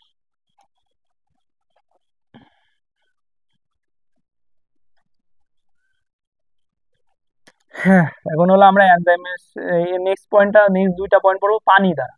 পানি দ্বারা আমরা এনজাইমের নেক্সট দুইটা পয়েন্ট পড়বো। তো নেক্সট দুইটা পয়েন্ট হলো পানি দ্বারা। তো প্রথম পয়েন্ট, তো পানি দ্বারা এনজাইমের প্রথম পয়েন্ট কি, পানি দ্বারা এনজাইমের প্রথম হলো এনজাইমের কার্যকারিতার জন্য পানি প্রয়োজন হয়। এনজাইমের কার্যকারিতার জন্য কি প্রয়োজন হয়, পানি প্রয়োজন হয়, পানি প্রয়োজন হয়। অর্থাৎ ধরো তুমি এনজাইম দিয়ে কাজ করাবে, এনজাইম দিয়ে কাজ করাবে, এখন কি হয়েছে, তুমি ওইখানে ওই কাজটা করানোর জন্য ওইখানে তুমি এনজাইম অ্যাড করছো, বাট ওইখানে কোনো পানি নেই, তাহলে এনজাইম কাজ করতে পারবে না। এনজাইমের যদি কাজ করাইতে হয় তাহলে ওর সাথে তোমাকে একটু পানি অ্যাড করতে হবে, এনজাইমের সাথে একটু পানি তোমাকে অ্যাড করতে হবে। এনজাইমের সাথে যদি তুমি পানি অ্যাড করো তাইলে এনজাইম কাজ করবে, এনজাইম পানি ছাড়া কখনো কাজ করবে না। এই জন্য কি হয়, এই জন্য এনজাইমের কার্যকারিতার জন্য তোমার পানির প্রয়োজন হয়। এটা হলো প্রথম পয়েন্ট, পানি দাও। আরেকটা জিনিস হলো এনজাইম হলো পানিতে দ্রবণীয়। এনজাইম কি, এনজাইম হলো তোমার পানিতে দ্রবণীয়। এই জিনিসটা হলো তোমরা এমনি পারবা, এটা কিন্তু মুখস্থ করার কিছু নাই। কারণ কি, আমি তোমাদেরকে পড়াইছি কি, অ্যামিনো অ্যাসিড, অ্যামিনো অ্যাসিড কি পানিতে দ্রবণীয়। যেহেতু অ্যামিনো অ্যাসিড দ্বারা প্রোটিন তৈরি হয়, তার মানে প্রোটিনও পানিতে দ্রবণীয়। যেহেতু প্রোটিনকে মডিফাই করে এনজাইম তৈরি হয়, তার মানে এনজাইমও পানিতে দ্রবণীয়। তো ওইখান থেকে কিন্তু এই পয়েন্টটা তুমি বের করতে পারো, তুমি যদি অ্যামিনো অ্যাসিডের বৈশিষ্ট্য প্রপারলি পড়ো। অ্যামিনো অ্যাসিড যেহেতু পানিতে দ্রবণীয়, আর ওই জিনিসটা দিয়ে যেহেতু কি হয়েছে, এনজাইমটা তৈরি হয়েছে, এই জন্য এনজাইম হলো তোমার পানিতে দ্রবণীয়। কারণ কি, এনজাইম হলো মানে প্রোটিন দ্বারা তৈরি, এখন প্রোটিন অ্যামিনো অ্যাসিড দ্বারা তৈরি, তার মানে কি এনজাইমও অ্যামিনো অ্যাসিড দ্বারাই তৈরি, এই জন্য এটা পানিতে দ্রবণীয়। বাট এখানে একটু এক্সেপশনাল জিনিস আছে। এক্সেপশনাল জিনিস কি, পানিতে দ্রবণীয়, পানিতে দ্রবণীয় কারা, অ্যামিনো অ্যাসিড, প্রোটিন, আর হলো এনজাইম।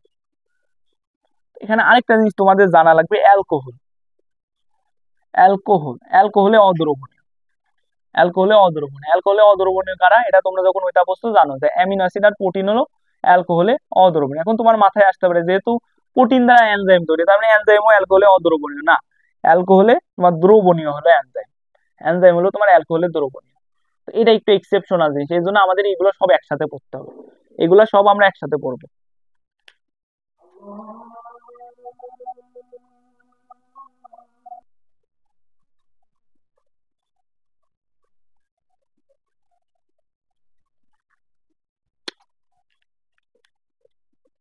অ্যালকোহলে দ্রবণীয় এনজাইম। তো এই যে মানে এই জিনিসটা একটু আলাদা। এখন তোমার মনে হইতে পারে যে এই যে অ্যামিনো অ্যাসিড দিয়ে তোমার প্রোটিন তৈরি, প্রোটিনকে মডিফাই করে এনজাইম তৈরি হচ্ছে, তার মানে কি, তার মানে এনজাইম তো অ্যালকোহলে অদ্রবণীয় হওয়ার কথা। বাট কিন্তু এনজাইম কিন্তু অ্যালকোহলে দ্রবণীয়। কেন দ্রবণীয়, কারণ প্রোটিনটা তোমার মডিফাই হয়, আর এমন ভাবেই মডিফাই হয় যে ওর এই যে এই বৈশিষ্ট্যটা চেঞ্জ হয়ে যায়, অর্থাৎ এর অ্যালকোহলে অদ্রবণীয়তা এই বৈশিষ্ট্যটা চেঞ্জ হয়ে যায়, চেঞ্জ হয়ে কি হয় যে এটা অ্যালকোহলে দ্রবণীয় হয়ে যায়। তো কখনোই যখন এটা হলে এনজাইমে পরিণত হয়ে যায়। এখন এটা তোমার বোঝার জন্য সবচেয়ে ইজি ওয়ে, মানে সবচেয়ে মানে প্রপার ওয়ে হলো তোমাকে সব একসাথে পড়া লাগবে। তুমি যদি জানো পানিতে দ্রবণীয় অ্যামিনো অ্যাসিড, তার মানে অ্যামিনো অ্যাসিড থেকে প্রোটিন তৈরি, প্রোটিন থেকে এনজাইম তৈরি, তার মানে এরা সবাই হলো পানিতে দ্রবণীয়, এটা পড়লা। দেন কি এরা সবাই হলো অ্যালকোহলে অদ্রবণীয়, শুধুমাত্র অ্যালকোহলে দ্রবণীয়কে এনজাইম। তো এইগুলা যদি তুমি একসাথে লিখে রেখে দাও, এইগুলা যদি তুমি একসাথে লিখে রেখে দাও, দেখবা যে প্রতিটার কিন্তু একটা করে গুরুত্বপূর্ণ পয়েন্ট তোমার পড়া হয়ে যাচ্ছে। তোমার অ্যামিনো অ্যাসিড পানিতে দ্রবণীয়, অ্যালকোহলে অদ্রবণীয়, প্রোটিন পানিতে দ্রবণীয়, অ্যালকোহলে অদ্রবণীয়, এনজাইম পানিতে দ্রবণীয়, অ্যালকোহলে দ্রবণীয়। এবার কিন্তু তুমি প্রতিটারই একটা করে ইম্পর্টেন্ট পয়েন্ট পড়ে ফেলতেছো যদি এই জিনিসগুলো তুমি একসাথে রাখো, প্লাস তোমার কোনো কনফিউশনও হবে না, তোমার কোনো কনফিউশন হবে না এইগুলা যদি তুমি একসাথে পড়ো। কারণ কি এখানে তোমার হলো এই জিনিসটাই যে এখানে একটু এক্সেপশনাল আছে, যেটা তোমার এখানে লেখা আছে, এই হলো কাহিনী। তো এটা আমরা সব এই সবগুলো আমরা একসাথে পড়বো।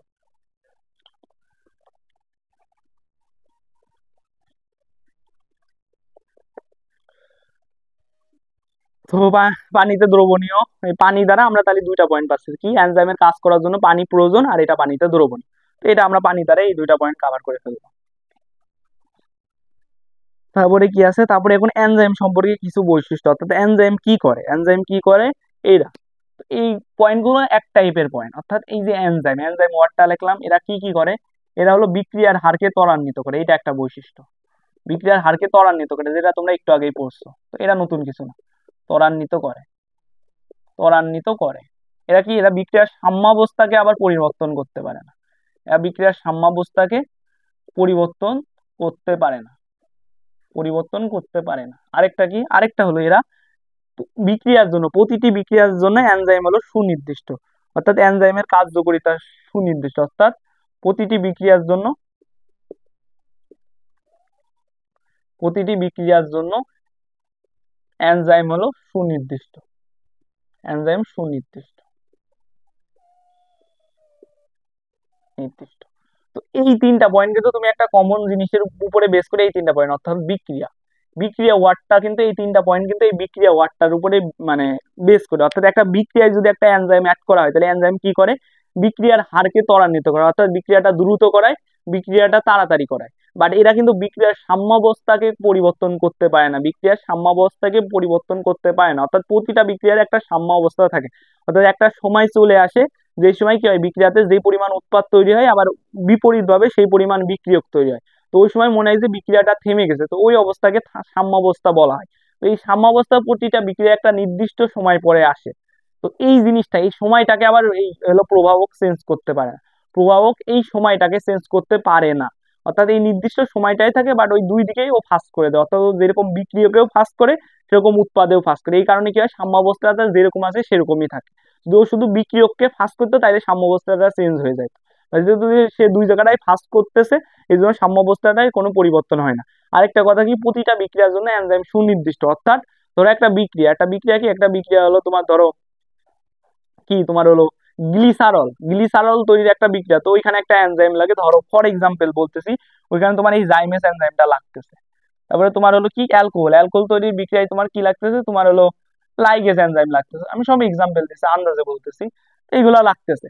তো এই যে তোমার গ্লিসারল তৈরির জন্য এই জাইমেস এনজাইমটা লাগতেছে না, এটা তোমার এই গ্লিসারল তৈরিতেই লাগবে।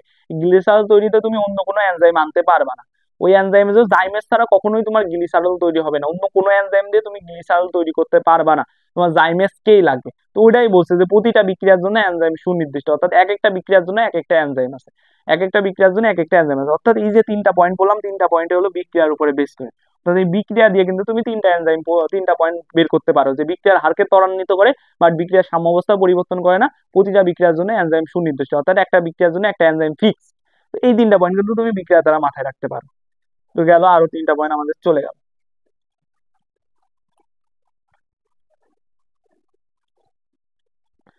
আরো তিনটা পয়েন্ট চলে গেল, তারপরে আর কি কি বাদ থাকতেছে। উম, সবই হয়ে গেছে, সবই শেষ, শুধু একটা কথাই বললাম, একটাই বাদ আছে, এটা হলো কি, এটা হলো জীবিত কোষে উৎপন্ন হয়, জীবিত কোষে, জীবিত কোষে উৎপন্ন হয়। তো মৃত কোষে এনজাইম কখনো উৎপন্ন হয় না, তোমার কোষটাকে জীবিত থাকলে। আর দ্বিতীয় কথা কি, এটা কি, এটা হলো দেহে অল্প মাত্রায় বিদ্যমান, যেটা তোমরা অলরেডি জানো, এটা দেহে কি অল্প মাত্রায় বিদ্যমান থাকে। বিদ্যমান থাকে। এই জিনিসটা তোমাদের একটু মাথায় রাখা লাগবে, এনজাইম অলওয়েজ জীবিত কোষে উৎপন্ন হয়, এটা কখনো মৃত কোষে উৎপন্ন হয় না, আর এটা হলো দেহে অল্প মাত্রায় থাকে। তো এইগুলো তোমরা জানো। তো এইভাবে আমরা এনজাইমের বৈশিষ্ট্যগুলো আয়ত্ত করব। কিভাবে আয়ত্ত করব? প্রথম কথা হলো এটা হলো প্রোটিন ধর্মী, তো এটা আমরা অলরেডি জানি। তো এই প্রোটিন দ্বারা দেন কি দেন হলো প্রোটিনের বৈশিষ্ট্য মানে এর বৈশিষ্ট্য। তো এখান থেকে এনজাইমের আরেকটা বৈশিষ্ট্য কলেট, কলেট বৈশিষ্ট্য আমরা এই প্রোটিন থেকে পেয়ে যাচ্ছি। অর্থাৎ এই প্রোটিন জিনিসটা মাথায় রাখলে আমাদের দুইটা বৈশিষ্ট্য খতম।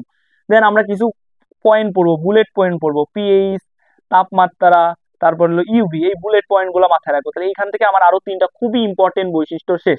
দেন আমরা কিছু বৈশিষ্ট্য নিয়ে আসবো, যেমন এই পানি, পানি থেকে আমরা দুইটা বৈশিষ্ট্য বের করতে পারবো।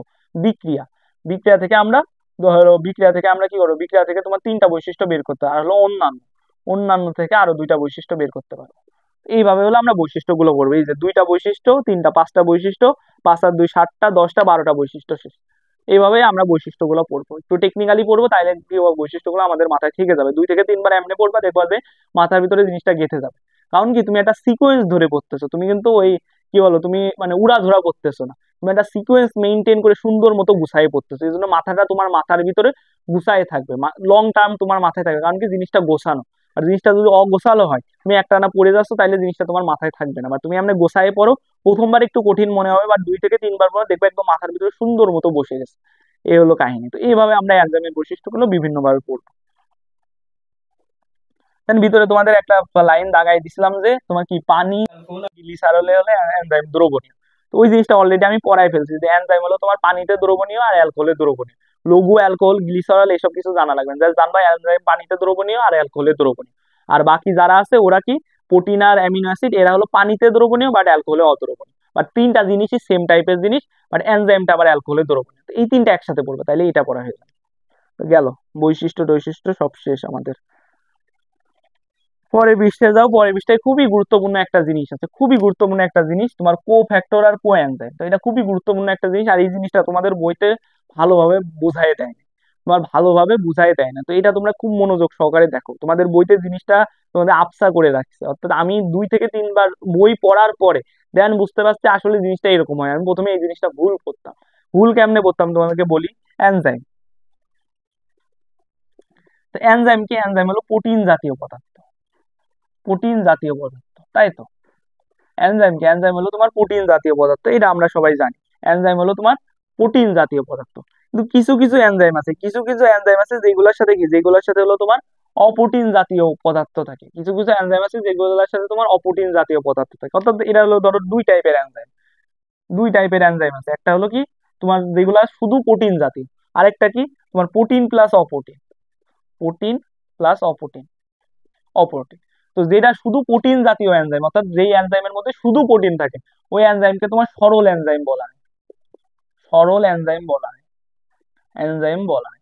আর যেটাই প্রোটিন প্লাস অপ্রোটিন আছে ওটাকে তোমার কি বলে, ওটাকে তোমার যুগ্ম, ওটার অনেক নাম আছে, যুগ্ম, যৌগিক, তোমার জটিল, বা তোমার কি বলে কনজুগেটেড, কনজুগেটেড, সংশ্লেষিত, অনেক নাম আছে। এই সবগুলা নাম মাথায় রাখবা, মানে বুঝতে পারবা। অর্থাৎ তুমি যেখানে এই সবগুলা ওয়ার্ড দেখবা, ওই সব জায়গায় সেম জিনিসই বুঝাইছে। অর্থাৎ অনেকে কনফিউজ হয়ে যায়, মনে করে যৌগিক এক জিনিস, জটিল আরেক জিনিস। না, তোমার এই এনজাইমের ক্ষেত্রে, তারপরে প্রোটিনের কি প্রকারভেদের ক্ষেত্রে জটিল যৌগিক সেম জিনিসই মিন করে। অর্থাৎ যুগ্ম এনজাইম যা, যৌগিক এনজাইম তা, জটিল এনজাইম তা, কনজুগেটেড এনজাইম তা, সংশ্লেষিত এনজাইম তা, সব সেম জিনিস। তো এইগুলা কোন টাইপের এনজাইম, যেইগুলাতে তুমি প্রোটিনের সাথে অপ্রোটিন অংশ পাবা, যেগুলোতে তুমি কি পাবা, যেগুলোতে তুমি প্রোটিনের সাথে অপ্রোটিন অংশ পাবা। অর্থাৎ যে এনজাইমে শুধু প্রোটিন থাকে ওটা সরল এনজাইম, আর যে এনজাইমে প্রোটিনের সাথে অপ্রোটিন অংশ থাকে ওই এনজাইমকে তোমার যুগ্ম এনজাইম বা যৌগিক এনজাইম বা জটিল এনজাইম বা কনজুগেটেড এনজাইম বলা হয়। এই হলো প্রথম কথা। তো এই জিনিসটা তোমরা বুঝতে পারছো। এখন এই যে এই এনজাইম, এই যে যুগ্ম এনজাইম, যুগ্ম এনজাইম এর যে প্রোটিন অংশ আছে, এই যে প্রোটিন অংশ আছে, এই প্রোটিন অংশের একটা নাম আছে, এটাকে তোমার অ্যাপো এনজাইম বলা হয়, এটাকে তোমার অ্যাপো এনজাইম বলা হয়, অ্যাপো এনজাইম বলা হয়। আর এই যে অপ্রোটিন অংশ, এটারও একটা নাম আছে, এটাকে তোমার প্রোস্থেটিক গ্রুপ বলা হয়, প্রোস্থেটিক গ্রুপ বলা হয়, প্রোস্থেটিক গ্রুপ বলা হয়। আই থিঙ্ক এতটুকু তোমরা বুঝতে পারছো, প্রোস্থেটিক গ্রুপ বলা হয়। এখন কথা হলো এই যে অপ্রোটিন অংশ বা প্রোস্থেটিক গুলোকে, এটা আবার দুই টাইপের হয়, এটা দুই টাইপের, এটা তোমার ধাতু হইতে পারে, ধাতু, ধাতু হইতে পারে, এটা আবার তোমার জৈব রাসায়নিক পদার্থ হইতে পারে, জৈব রাসায়নিক পদার্থ হইতে পারে, জৈব রাসায়নিক পদার্থ হইতে পারে। এখন কথা হলো এই প্রস্থেটিক গ্রুপ যদি আমার ধাতু হয়, প্রস্থেটিক গ্রুপ যদি আমার ধাতু হয়, তাহলে এই প্রস্থেটিক গ্রুপকে, অর্থাৎ যেই প্রস্থেটিক গ্রুপটা হলো ধাতু, ওই প্রস্থেটিক গ্রুপকে তোমার ইনকমন বলা হলো কোফ্যাক্টর। কোফ্যাক্টর, কোফ্যাক্টর মানে সুন্দর না। অর্থাৎ আমার অপটিন অংশ যদি ধাতু হয় বা প্রস্থেটিক গ্রুপ যদি আমার ধাতু হয়, তাহলে ওই প্রস্থেটিক গ্রুপ বা অপটিন অংশকে তোমার কোফ্যাক্টর বলা হয়। আর যদি আমার প্রস্থেটিক গ্রুপ যদি আমার জৈব রাসায়নিক পদার্থ হয়, বা হলো কি তোমার হলো মানে আমার প্রস্থেটিক গ্রুপ যদি বা অপটিন অংশ যদি জৈব রাসায়নিক পদার্থ হয়, তাহলে ওটাকে তোমার কোএনজাইম বলা হয়। কোএনজাইম বলা হয়। এখন সমস্যাটা এইখানেই ঘটে। সমস্যাটা কোথায় ঘটে? এখানে তোমরা নামটা পাচ্ছ কোএনজাইম, এই জিনিসটা বুঝতে মানে আমার অনেক টাইম লাগছে, আমি অ্যাডমিশন টাইমে যাই এই জিনিসটা বুঝতে পারছি। এখানে এই যে কোএনজাইম ওয়ার্ডটা আছে না, অনেকে কি মনে করে এই যে যুগ্ম এনজাইম, যেই যুগ্ম এনজাইমে হলো তোমার হলো প্রস্থেটিক গ্রুপ হিসেবে জৈব রাসায়নিক পদার্থ থেকে ওই যুগ্ম এনজাইমকে কোএনজাইম বলা হয়। আসলে জিনিসটা এটা না, আসলে ওই যুগ্ম এনজাইমের যে প্রস্থেটিক গ্রুপ আছে বা অপোটিন অংশ আছে ওটাকে কোএনজাইম বলা হয়। অর্থাৎ এখানে আমার অপোটিন অংশটা কোএনজাইম, আমার পুরো এনজাইমটা কিন্তু কোএনজাইম না। এটা হলো বুঝার জিনিস।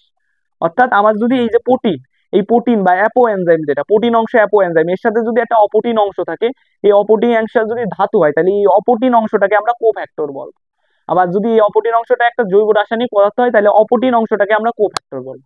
অর্থাৎ যখন হলো ধাতু থাকবে তখন প্রোটিনের সাথে কি আছে, প্রোটিনের সাথে তোমার কোএনজাইম আছে, সরি প্রোটিনের সাথে কোফ্যাক্টর আছে। আর যখন হলো যদি তোমার হলো জৈব রাসায়নিক পদার্থ থাকে প্রোটিনের সাথে, মানে জৈব রাসায়নিক পদার্থ যদি প্রস্থেটিক গ্রুপ হয়, তাহলে প্রোটিনের সাথে তোমার হলো কোএনজাইম আছে।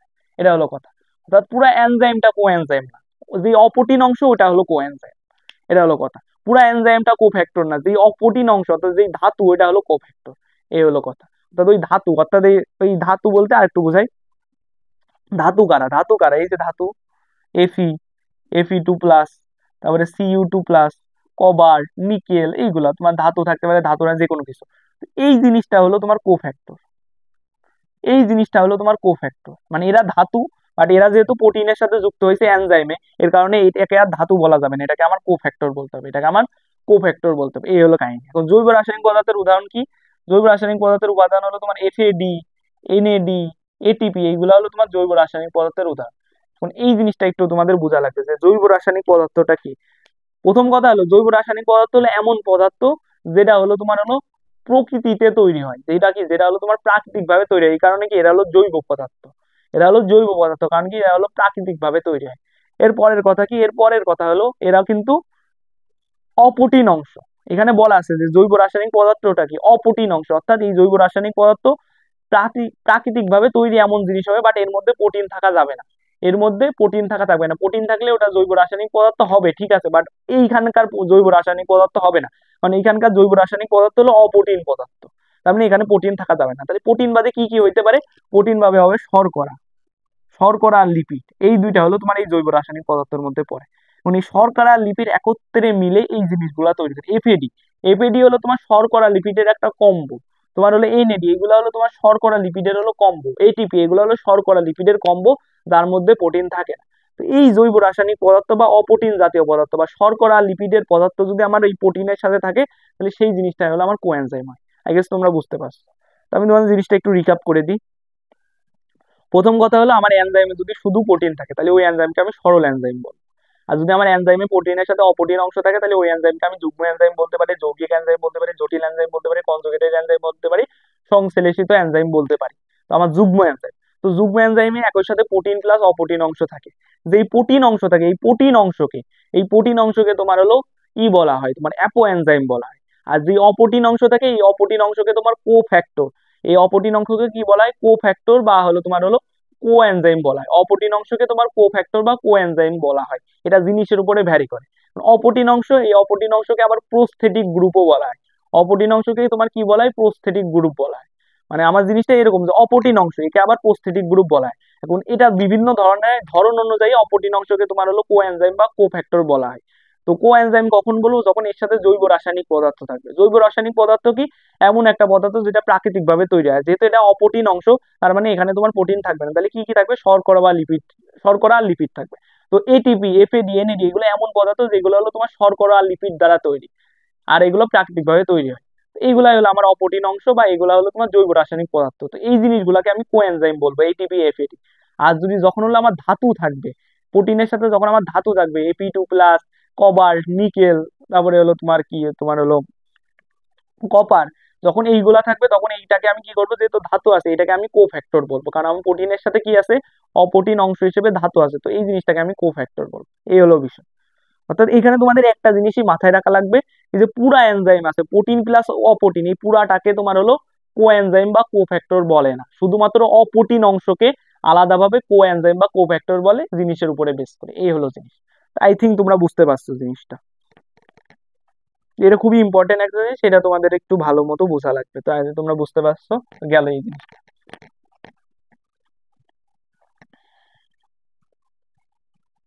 এখানে একটা এমসিকিউ দিয়ে আছে, এনজাইমের ক্রিয়া কৌশল। এনজাইমের কি ক্রিয়া কৌশল, কিসের মতো? এনজাইম কাজ করে কিসের মতো? এনজাইম কাজ করে হলো তোমার তালা চাবির মতো। এতটুকু জানলে একটু এমসিকিউর জন্য জেনে রাখবো। এনজাইম কাজ করে কিসের মতো? তালা চাবির মতো। এটা তোমাদের এমসিকিউর জন্য জানা লাগবে এতটুকু। তো এটা একটু এমসিকিউর জন্য জানাবে, এনজাইমের ক্রিয়া কৌশল কিসের মতো? তালা চাবির মতো। গেল এই পার্টটুকু গেল। এরপরে আসি হলো তোমার এনজাইমের শ্রেণী বিভাগে। তো এরপরে আমরা কিসে আসলাম? এরপরে আসলাম হলো আমরা এনজাইমের শ্রেণী বিভাগ। তো প্রথমে আমরা এখন তোমাকে যেই প্রকারভেদটা পড়ালাম ওটাই তোমাকে দিয়ে দিছে, কি কি তোমার এনজাইমকে গঠনের উপরে ভিত্তি করে, দুই ভাগে ভাগ করা যায়। একটা হলো তোমার সরল এনজাইম, আরেকটা হলো তোমার হলো যৌগিক বা যুগ্ম বা জটিল, এরকম বিভিন্ন নাম আছে।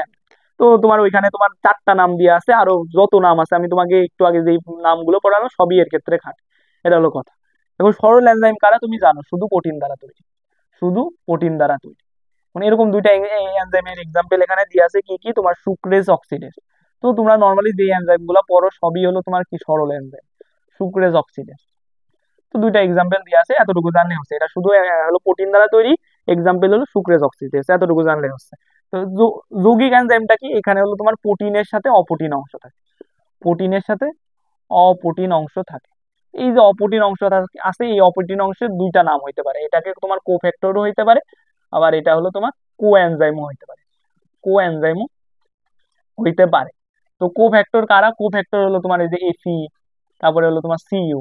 আর কোএনজাইম কারা? এফএডি, এনএডি, এইগুলা। তো তোমার বইতে কি দিয়ে দিচ্ছে, বইতে যে তোমাকে মিসলিড করছে, অর্থাৎ তারা তোমার কি, তারা তোমার হলো যৌগিক এনজাইম বা যুগ্ম এনজাইমের এক্সাম্পল হিসেবে এফএডি, এনএডি কে দিছে। বাট এফএডি, এনএডি এগুলো কিন্তু এক্সাম্পল না, এগুলো তোমার মূলত জৈব রাসায়নিক পদার্থ, বা এগুলো হলো তোমার কি অপ্রোটিন অংশ, এরা কিন্তু এনজাইম না। তো এখানে তোমার ভুল দিছে, অর্থাৎ তোমার এই বইতে আসলে তোমার কো এনজাইম মানে আসলে তোমার কোনো যৌগিক এনজাইমের উদাহরণ দেয়া নেই। আসলে আমি অ্যাকচুয়ালি জানি না যে যৌগিক এনজাইমকে আসলে কি এদের কোনো উদাহরণ এক্সিস্ট করে নাকি। তো তোমরা এইখানে এই ভুল জিনিসটা পড়বা না, তোমরা মাথায় রাখবা যৌগিক এনজাইম হলো এমন এনজাইম যেখানে প্রোটিনের সাথে অপ্রোটিন অংশ থাকে। এই অপ্রোটিন অংশটাকে অপ্রোটিন অংশ ভেদে দুইটা নাম আছে, এটাকে যদি যদি অপ্রোটিন অংশ ধাতু হয় তাহলে অপ্রোটিন অংশকে তোমার কোফ্যাক্টর বলবে, আর এটা যদি জৈব রাসায়নিক পদার্থ অর্থাৎ এনএডি, এফএডি এইগুলো হয় তাহলে এটাকে কোএনজাইম বলা হবে। এতটুকু জানলে হচ্ছে, এখানে কোনো এক্সাম্পল আমরা শিখবো না, এখানে আমরা কোনো এক্সাম্পল শিখবো না, আমরা জাস্ট এতটুকু জানবো, এতটুকু জানলেই হয়ে যাচ্ছে। তো গঠনের ভিত্তিতে এনজাইমের যে প্রকারভেদ ওইটা আমরা শিখে ফেললাম।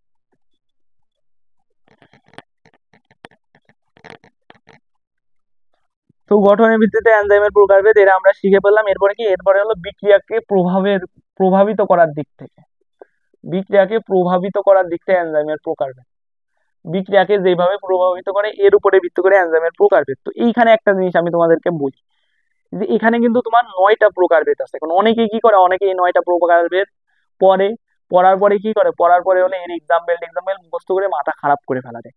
তো আমি তোমাদেরকে প্রথমে একটা কথা বলতে চাচ্ছি যে তোমরা এর এক্সাম্পল পড়বা না, এই প্রকারভেদ তোমরা এর এক্সাম্পল পড়বা না। কেন এর এক্সাম্পল পড়বা না? কারণ এর এক্সাম্পল আসার চান্স পরীক্ষায় মাত্র 1%। অর্থাৎ তোমার 10 বছরে যদি আসেও 10 বছরে একবার আসতে পারে, বাট না আসার চান্সই বেশি। যেহেতু জিনিসটা না আসার চান্স বেশি, তুমি মেডিকেল বলো, এইচএসসি বলো, আসার চান্স নেই। তো এই জিনিসটা পড়ে তোমার মাথা খারাপ করার কোনো দরকার নেই। যদি চলেও আসে, তোমার ভাগ্য যদি অনেক খারাপ হয়, যদি একটা চলেও আসে, তাও তুমি ওইটা স্কিপ করবা, ওইটা তুমি পড়বা, ওইটা তুমি অ্যান্সার করবা না বা আন্দাজে দাগাইতে আসবা। কারণ কি, তুমি যদি এটা পড়ো না, এটা পড়লে তোমার মাথা পুরো খারাপ হয়ে যাবে, তুমি আর কিচ্ছু করতে পারবা না। এই একটা জিনিস পড়তে যাই, এই অধ্যায় তুমি আর কোনোদিন শুয়ারই সাহস পাবা না। একবার পড়েছো, পড়ার পরে পরে যখন এই অধ্যায়টা শুবা, তোমার মনে হবে যে এই অধ্যায় তো অনেক কঠিন, এর সব আলবাসাল আছে, এটা আমি আর পড়বো না, এটা পড়তে আমার ভয় করে। তো তুমি এটা কখনো এর প্রকারভেদ পড়তেই যাবে না। আমি জীবনে কোনোদিন এর প্রকারভেদ পড়িনি, আমার বছরে কোনোদিন এর প্রকারভেদ আসে নাই, তোমার ক্ষেত্রে তোমার বছরেও কোনোদিন এর প্রকারভেদ আসবে না। তো তোমার প্রথম কাজ হবে এইখানে যে প্রকারভেদ আছে এই প্রকারভেদের উদাহরণগুলা তুমি জীবনে কোনোদিন পড়বা না, এর উদাহরণগুলা তুমি জীবনে কোনোদিন পড়বা না, এটা হলো তোমার প্রথম কাজ। দ্বিতীয় কাজ কি? দ্বিতীয় কাজ হলো এটা হলো তোমার 9 প্রকার উদাহরণবাদ। এটা হলো প্রথম কাজ, এখানে যে উদাহরণ দিয়ে আছে জীবনে কোনোদিন চোখ দিয়েও দেখবা না, উদাহরণবাদ। দ্বিতীয় কথা কি? প্রকারভেদ। 9টা প্রকার, 9টা প্রকার আছে, 9টা প্রকার আছে। এখন 9টা প্রকার কি? এই 9টা প্রকার মনে রাখার জন্য আমি তোমাদেরকে একটা ছন্দ শেখাবো। এখন ছন্দটা আসলে অত না, মানে কি বলবো, অত মানে ছন্দটা অত লজিক্যাল না। তো তোমরা একটু চাই একটু মনে রাখবা ছন্দটা এরকম, আমি এই ছন্দটা মাথায় রাখতাম, অতলিল ক্যাপ। অতলিল ক্যাপ মানে উচ্চারণ করা যায়, বাট এর কোনো বাস্তব এক্সিস্টেন্স কোনো ওয়ার্ড না। ক্যাপটা আছে, বাট উতলিলের কোনো বাস্তব এক্সিস্টেন্স নাই। তো তোমরা এটা একটু মাথায় রাখবে, 9 প্রকার কি? অতলিল ক্যাপ। 9 প্রকার কি? অতলিল ক্যাপ। এখন 9 প্রকার কেমনে অতলিল ক্যাপ এটা আমি তোমাকে বোঝাই। অতে কি? অস্তে হলো তোমার অক্সিডো রিডাকটেস, অক্সিডো রিডাকটেস, রিডাকটেস। টিতে কি? টিতে কি? টিতে হলো তোমার ট্রান্সফারেন্স, ট্রান্সফারেন্স। এইচতে কি? এইচতে হলো তোমার হলো হাইড্রোলাইটিক, হাইড্রোলাইটিক। এলে কি? এলেতে হলো তোমার লাইএস। আইতে কি? আইতে হলো তোমার হলো আইতে কি? আইতে হলো তোমার হলো আইসোমারেস, আইসোমারেস। আর এই আরেকটা এলে কি? আরেকটা এলে হলো তোমার, আরেকটা এলে হলো তোমার লাইগেস। তো তুমি এই জিনিসটা মাথায় রাখলে এমনি তোমার মাথায় চলে আসবে, 1-2 বার পড়বা দেখবা যে প্রকারভেদ গুলো তোমার মুখস্থ হয়ে গেছে। আর তুমি এই ছন্দবাদে যদি মুখস্থ করো তাহলে তোমার মুখস্থ করতে অনেক টাইম লাগে। তুমি জাস্ট এই ছন্দটা অতলিল ক্যাপ, অতলিল ক্যাপ। ও থেকে অতে হলো অক্সিডো রিডাকটেস, টি থেকে টিতে ট্রান্সফারেন্স, এইচ থেকে এইচতে হলো হাইড্রোলাইটিক, এলে কি? এলে লাইএস, এলে লাইগেস। আই থেকে আইতে হলো আইসোমারেস। এমনি কিন্তু তোমার এক্সাম্পল গুলো মনে হয়ে যাবে। দেন সিতে কি? সিতে হলো তোমার কার্বক্সিলেস, কার্বক্সিলেস, কার্বক্সিলেস। এতে কি? এতে হলো তোমার এপিমারেস, এপিমারেস। আর পিতে কি? পিতে হলো ফসফোরাইলেস, ফসফোরাইলেস। পিতে হলো তোমার ফসফোরাইলেস। এখন কথা হলো এই জিনিসটা, এই ছন্দটা দেওয়ার একটা কারণ আছে। এই ছন্দটা দেওয়ার কারণ কি? এই ছন্দটা দেওয়ার কারণ হলো তোমার নিচে একটা লাইন লেখা আছে, আইইউবি, আইইউবি অনুসারে এনজাইম প্রথম 6 প্রকার, এনজাইম প্রথম 6 প্রকার। অর্থাৎ এই যে লাস্টের 3টা আছে, এই 3টা হলো তোমার এনজাইমের প্রকারভেদের মধ্যে পড়ে না। এই লাস্টের 3টা আছে, এই লাস্টের 3টা হলো এনজাইমের প্রকারভেদের মধ্যে পড়ে না। অর্থাৎ আমার এনজাইমের মূল প্রকারভেদ কি? অতলিল। আমার এনজাইমের মূল প্রকারভেদ কি? আমার এনজাইমের মূল প্রকারভেদ অতলিল, ক্যাপ না। ক্যাপ হলো আমার এনজাইমের মূল প্রকারভেদ না। এই জন্য আমি এমনি আলাদা করে লিখছি। আলাদা করে লিখার কারণ হলো যাতে তোমরা বুঝতে পারো এই একটা জিনিস, একটা ছন্দ দ্বারা তোমরা তো নামগুলো পারতেছো প্লাস বুঝতে পারতেছো যে অতলিল হলো প্রকারভেদ আর হলো ক্যাপ হলো প্রকারভেদ না। এখন তোমার পরীক্ষায় যদি খুব টেকনিক্যাল প্রশ্ন আসে, খুব কঠিন প্রশ্ন আসে, তাহলে এই প্রশ্নটা আসতে পারে, নিচের কোনটি, নিচের কোনটি আইইউবি অনুসারে এনজাইমের প্রকারভেদ, নিচের কোনটি আইইউবি অনুসারে এনজাইমের প্রকারভেদ বা এনজাইমের প্রকারভেদ না। যদি প্রশ্নটা এমনি আসে নিচের কোনটি আইইউবি অনুসারে এনজাইমের প্রকারভেদ, তাহলে তোমার অপশনে 3টা অপশন থাকবে, এই 3টা, কার্বক্সিলেস, ফসফোরাইলেস আর এপিমারেস। তো তুমি যদি ক্যাপটা প্রপারলি মুখস্থ রাখো, ক্যাপটা প্রপারলি মুখস্থ রাখো, তাহলে এই 3টা বাদে বাকি যা আছে এর ভিতরে একটা থাকবে, ওইটা হলে উদাহরণ। বা যদি থাকে নিচের কোনটি আইইউবি অনুসারে এনজাইমের প্রকারভেদ না, তাহলে এখান থেকে 3টা থাকবে আর এই ক্যাপের মধ্যে একটা থাকবে। তো তুমি যদি ক্যাপটা প্রপারলি মুখস্থ করো তাহলে একটা পেরে যাবে, ওটা ওটা কার্বক্সিলেস হোক, এপিমারেজ হোক বা ফসফোরাইলেস হোক, যে কোনো একটা। তো এখন আমার কথা হলো আমি কি করতাম, তোমাদের যদি অনেক সমস্যা হয়, তোমাদের যদি অনেক সমস্যা হয় তোমরা কি করবা, তোমরা শুধু ক্যাপটা মনে রাখবা, শুধু ক্যাপটা মনে রাখবা, সিতে কার্বক্সিলেস, এতে এপিমারেজ, পিতে ফসফোরাইলেস। শুধু ক্যাপটা মনে রাখবা, এর বাইরে কিছু মনে রাখবা না, এর বাইরে কিচ্ছু মনে রাখবে না। তুমি জাস্ট এলো এই 3টা মনে রাখবা, সিতে কার্বক্সিলেস, এতে এপিমারেজ আর পিতে হলো ফসফোরাইলেস। এই 3টা মনে রাখবা, তোমার অতলিলও মনে রাখা লাগবে না। কারণ তোমার যদি এমসিকিউ আসে তুমি ক্যাপ দিয়ে পুরো এমসিকিউ কভার করে ফেলতে পারতেছো। মানে এর বাইরে যা আছে তা হলো প্রকার, এর ভিতরে যা আছে যা প্রকার ভেদের নয়। তো তুমি শুধু ক্যাপ মনে রাখলে হবে, আর যদি চাও অশ্লীল ক্যাপও মাথায় রাখতে পারো। তুমি যদি মানে অশ্লীল মানে কি কি তা যদি না জানো তাও তুমি অ্যান্সার করতে পারবা। শুধু তুমি যদি জানো অশ্লীল ক্যাপ আর ক্যাপের 3টা মাথায় রাখবা তাইলে হয়ে যাচ্ছে। তোমার প্রথমত মুখস্থ রাখা লাগবে অশ্লীল ক্যাপ এতটুকু। তারপরে কি? তারপরে মুখস্থ করা লাগবে ক্যাপের এই 3টা দ্বারা কি বোঝায়, সিতে কার্বক্সিলিস, এতে এপিমারেজ আর পিতে ফসফোরাইলেস, এতটুকু জানা লাগবে। তারপরে কি জানা লাগবে? তারপরে জানা লাগবে আইবি অনুসারে এনজাইম হলো 6 প্রকার, মানে অতলিল। আইবি অনুসারে এনজাইম হলো অতলিল, এতটুকু জানা লাগবে তাইলেই হয়ে যাচ্ছে। অতলিল দ্বারা 6টা কি, ওই 6টা না জানলেও তুমি অ্যান্সার করে আসতে পারবা, কোনো সমস্যা নেই। তো এই প্রকারভেদে তোমার হলো কি বিক্রিয়ার প্রভাবিত প্রকারভেদে এটাই আমাদের জানা লাগবে, এর বাইরে কিছু জানা লাগবে না, জাস্ট নামগুলা জানা লাগবে। জানবা কিভাবে? অতিলীল ক্যাপ দ্বারা। আর এটা জানাবে আইইউবি অনুসারে প্রথম 6 প্রকার। এই আর ক্যাপটা প্রপারলি ক্যাপটা মুখস্থ করবা, ক্যাপ CAP, সিতে কি, এতে কি, পিতে কি, সব প্রপারলি জানবা। এই হলো কাহিনী। তো এই পার্টটা আমাদের হয়ে গেল। আমরা এনজাইমের শ্রেণী বিভাগ শেষ করে ফেললাম।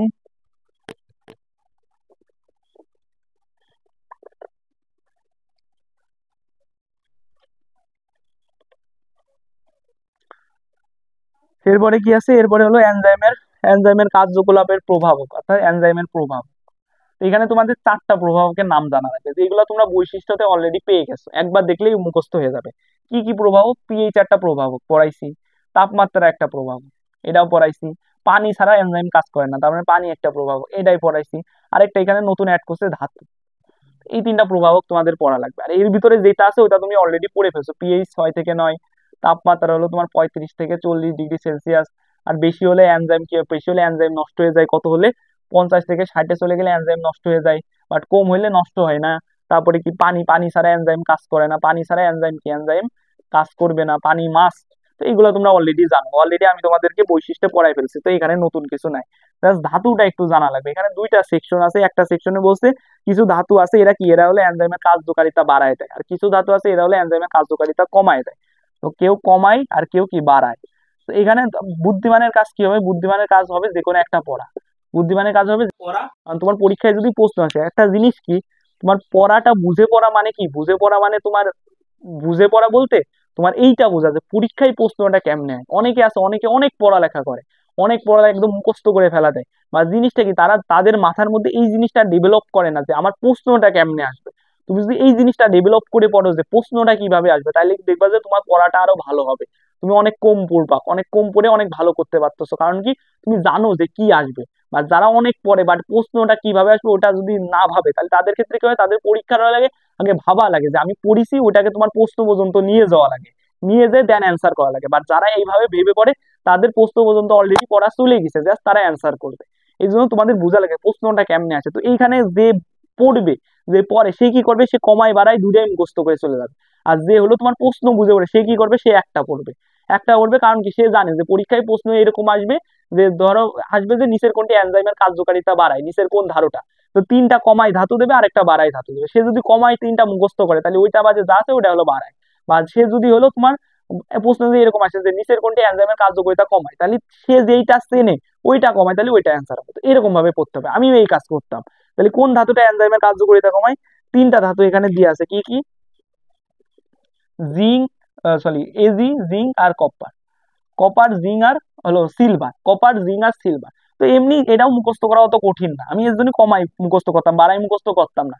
কারণ কি? কমাইটা একটু সিকোয়েন্স অনুযায়ী মুখস্থ করা যায়। আমরা কেমিস্ট্রি বলে জানি কপারের পরে জিঙ্ক, তো তুমি যদি কপার পরে এমনি জিঙ্ক তোমার মুখে চলে আসবে। আর সিলভারটা একটু আলাদাভাবে মনে রাখবে। তো copper zinc, copper zinc, copper zinc, silver. তো এই 3টা হলো কমায়, আর বাকি যারা আছে সবাই বাড়ায়। বাকিদের আমি পড়বো না, বাকিরা বাদ। এই 3টা তুমি মুখস্থ করবে যে কারা কমায়, আর বাকি যারা আছে তারা বাড়ায়, বাকি যারা আছে বাড়ায়। এতে তুমি কোনো কনফিউশনে পড়বা না, কারণ তুমি আরেকটা জানোই না, তোমার কনফিউজ করবে কিনা। তুমি একটা জানো, একটা হিসাবে অ্যান্সার করে আসছো, এই হলো কথা। এইভাবে আমাদের বায়োলজি পড়তে হবে। তো এই জিনিসটা কাভার হয়ে গেল।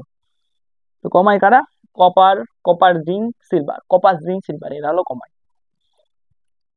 কিন্তু গেল, প্রভাবকের কাহিনীও শেষ। ও আছে এখানে আরেকটা জিনিস দিয়ে আছে তোমার হলো ইসে পিএইচ এ, পিএইচ এ তোমার কয়েকটা পিএইচ দিয়ে আছে, অর্থাৎ কোন এনজাইম কোন পিএইচ এ সবচেয়ে ভালো কাজ করে, কোন এনজাইম কোন পিএইচ এ সবচেয়ে ভালো কাজ করে, ওটাই তোমার বলছে। অর্থাৎ আমরা তো জানি 6 থেকে 9 এভারেজ এনজাইমই খুব ভালো কাজ করে। আর কিছু কিছু এনজাইম আছে যাদের জন্য একটা নির্দিষ্ট পিএইচ আছে। তো এটা খুব এমসিকিউ তে আসে, মেডিকেল বলো, তারপরে তোমার হলো এইচএসসি বলো, এই এই মানে টেবিল থেকে একটা এমসিকিউ আসে আসে। এই জন্য এই টেবিলটা আমি তোমাদেরকে পুরোই মানে পড়তে বলতেছি। তো এখানে আমি তোমরা কিভাবে পড়বা? পেপসিন, এইখানে যে সিকোয়েন্স ওই সিকোয়েন্সে পড়বা, পেপসিন পড়বা, তারপরে ইনভার্টেস, ইনভার্টেস পড়বা, ইউরিয়াস পড়বা, আর হলো তোমার টিপসিন পড়বা। টিপসিন বা পেপসিন 2, ইনভার্টেস 4.5, ইউরিয়াস 7, আর 8। তো এটা কি? এরা হলো তোমার আসলে কোনো টেকনিক নাই, তোমাকে একটু পড়া লাগবে। তো তোমাকে এই সিকোয়েন্সটা বলতে মুখস্থ করা লাগবে। পেপসিন, ইনভার্টেস, ইউরিয়াস, টিপসিন, পেপসিন, ইনভার্টেস, ইউরিয়াস, টিপসিন, এমনি মনে রাখবা।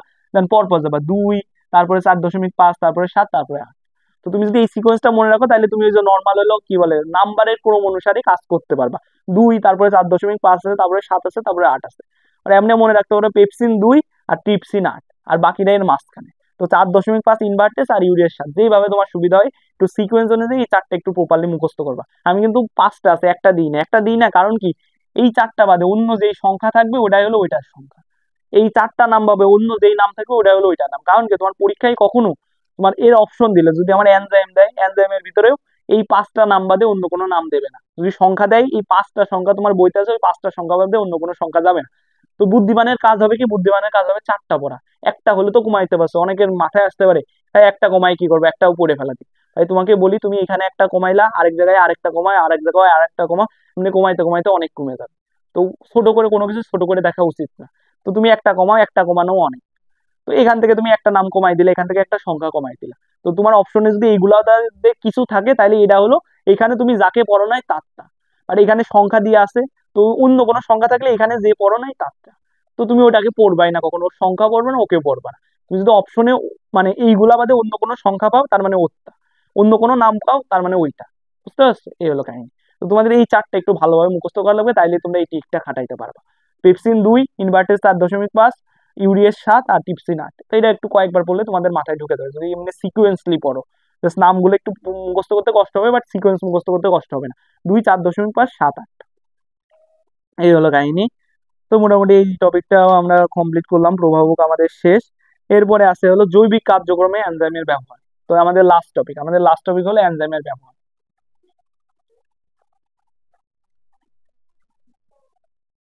তো আমাদের লাস্ট টপিক হলো এনজাইমের ব্যবহার। তো ব্যবহারে অনেকগুলো এনজাইম আছে, আমাদের প্রতিটার ব্যবহারই হালকা পাতলা জানা লাগবে। তো আমি তোমাদেরকে এখানে কিছু টেকনিক শিখা দেবো, যে টেকনিক গুলো ফলো করে মানে জানলে তোমাদের প্রত্যেকটা সুবিধা হবে।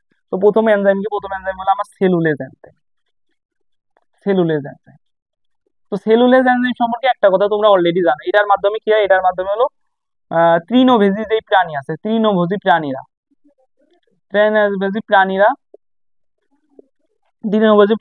কাঁচা উদ্ভিদ পরিপাক করে, তো এটা আমি তোমাদেরকে দাগাই দিছি, এটা তোমরা অলরেডি জানো, কাঁচা উদ্ভিদ পরিপাক করে। তো তৃণভোজী প্রাণীরা কি করে, তৃণভোজী প্রাণীরা কাঁচা উদ্ভিদ পরিপাক করে, এটা তোমরা অলরেডি জানো। তো এইটা একটু মাথায় রাখবা, যে তৃণভোজী প্রাণীরা কাঁচা উদ্ভিদ পরিপাক করে, কেন পরিপাক করে, এই সেলুলোজ এনজাইমের কারণে। সেলুলোজ এনজাইম তাদের মধ্যে আছে, এই জন্য তারা কাঁচা উদ্ভিদটা পরিপাক করতে পারতেছে। তো এইটা হলো একটা পয়েন্ট, এটা হলো একটা সেলুলোজ এনজাইমের ব্যবহার। দ্বিতীয় ব্যবহার, এটা বিভিন্ন শিল্পে ব্যবহৃত হয়, তো এই শিল্পগুলো তোমাদেরকে জানা লাগবে, এটা কি কি শিল্প ব্যবহার করে। এটা হলো পেপার শিল্পে ব্যবহৃত হয় এই এনজাইমটা তোমার ওষুধ শিল্পে ব্যবহার করা হয়, এনজাইমটা তোমার বস্ত্র শিল্পে ব্যবহার করা হয়। তো এই বস্ত্র দ্বারা এই শিল্প ওয়ার্ডটা দ্বারা এই আরেকটা পয়েন্ট তুমি পেয়ে যাবা, পোশাক শিল্প, সরি, পেপার শিল্প, ওষুধ শিল্প, বস্ত্র শিল্প, এই তিনটা শিল্পকে ব্যবহার করা হয়। তো একটা তুমি জানো, এটা তুমি অলরেডি জানো, যে কেন হলো তৃণভোজী উদ্ভিদরা কাঁচা উদ্ভিদ পরিপাক করতে পারে, বাট আমরা পারি না, কারণ ওদের মধ্যে সেলুলোজ এনজাইম আছে, আমাদের নেই, এটা আমরা জানি। আর এটা হলো শিল্প দ্বারা এই তিনটা পয়েন্ট আমরা মনে রাখবো। দেন কি এক্সট্রা ভাবে আর কি মনে রাখা লাগবে, এক্সট্রা ভাবে মাথায় রাখা হবে কফি প্রক্রিয়াজাতকরণ। কফি কফি প্রক্রিয়াজাতকরণে এটা ব্যবহার করা হয়, প্রক্রিয়াজাতকরণ অর্থাৎ কফি দ্বারা। আরেকটা পয়েন্ট আসবে, হলো তোমার কি, আরেকটা পয়েন্ট হলো ওয়াশিং পাউডার, ডিটারজেন্ট, এইগুলা নিয়ে। ওয়াশিং পাউডার ডিটারজেন্ট, ওই যে ধোয়াধুয়ির যে জিনিসটা, ডিটারজেন্ট, এইগুলা তোমার মাথায় আসলে এই এটা মানে এইগুলা তো একই টাইপের জিনিসপত্র, ওয়াশিং পাউডার, ডিটারজেন্ট। তো এইগুলার ক্ষেত্রেও এই সেলুলোজ এনজাইমটা ব্যবহার করা হয়, অর্থাৎ কফি প্রক্রিয়াজাতকরণে ব্যবহার করা হয়, ওয়াশিং পাউডার, ডিটারজেন্ট তৈরিতে ব্যবহার করা হয়। তো এগুলো তুমি একটু টেকনিক্যালি মনে রাখবে, এটা তুমি জানো শিল্প দ্বারা, এটা মনে রাখবা কফি আর ওয়াশিং পাউডার, এইগুলা দ্বারা এই সেলুলোজ এনজাইমের ব্যবহারটা শিখবা। তো আমি যেইগুলা তোমার বোর্ডে লিখলাম তুমি এইগুলা শিখবা, এইগুলার বাইরে আর কিছু শিখবা না। এইভাবে আমরা হলো সেলুলোজ এনজাইমের ব্যবহারটা শিখবো। তারপরে কি আছে, তারপরে হলো তোমার প্রোটিয়েজ এনজাইম আছে।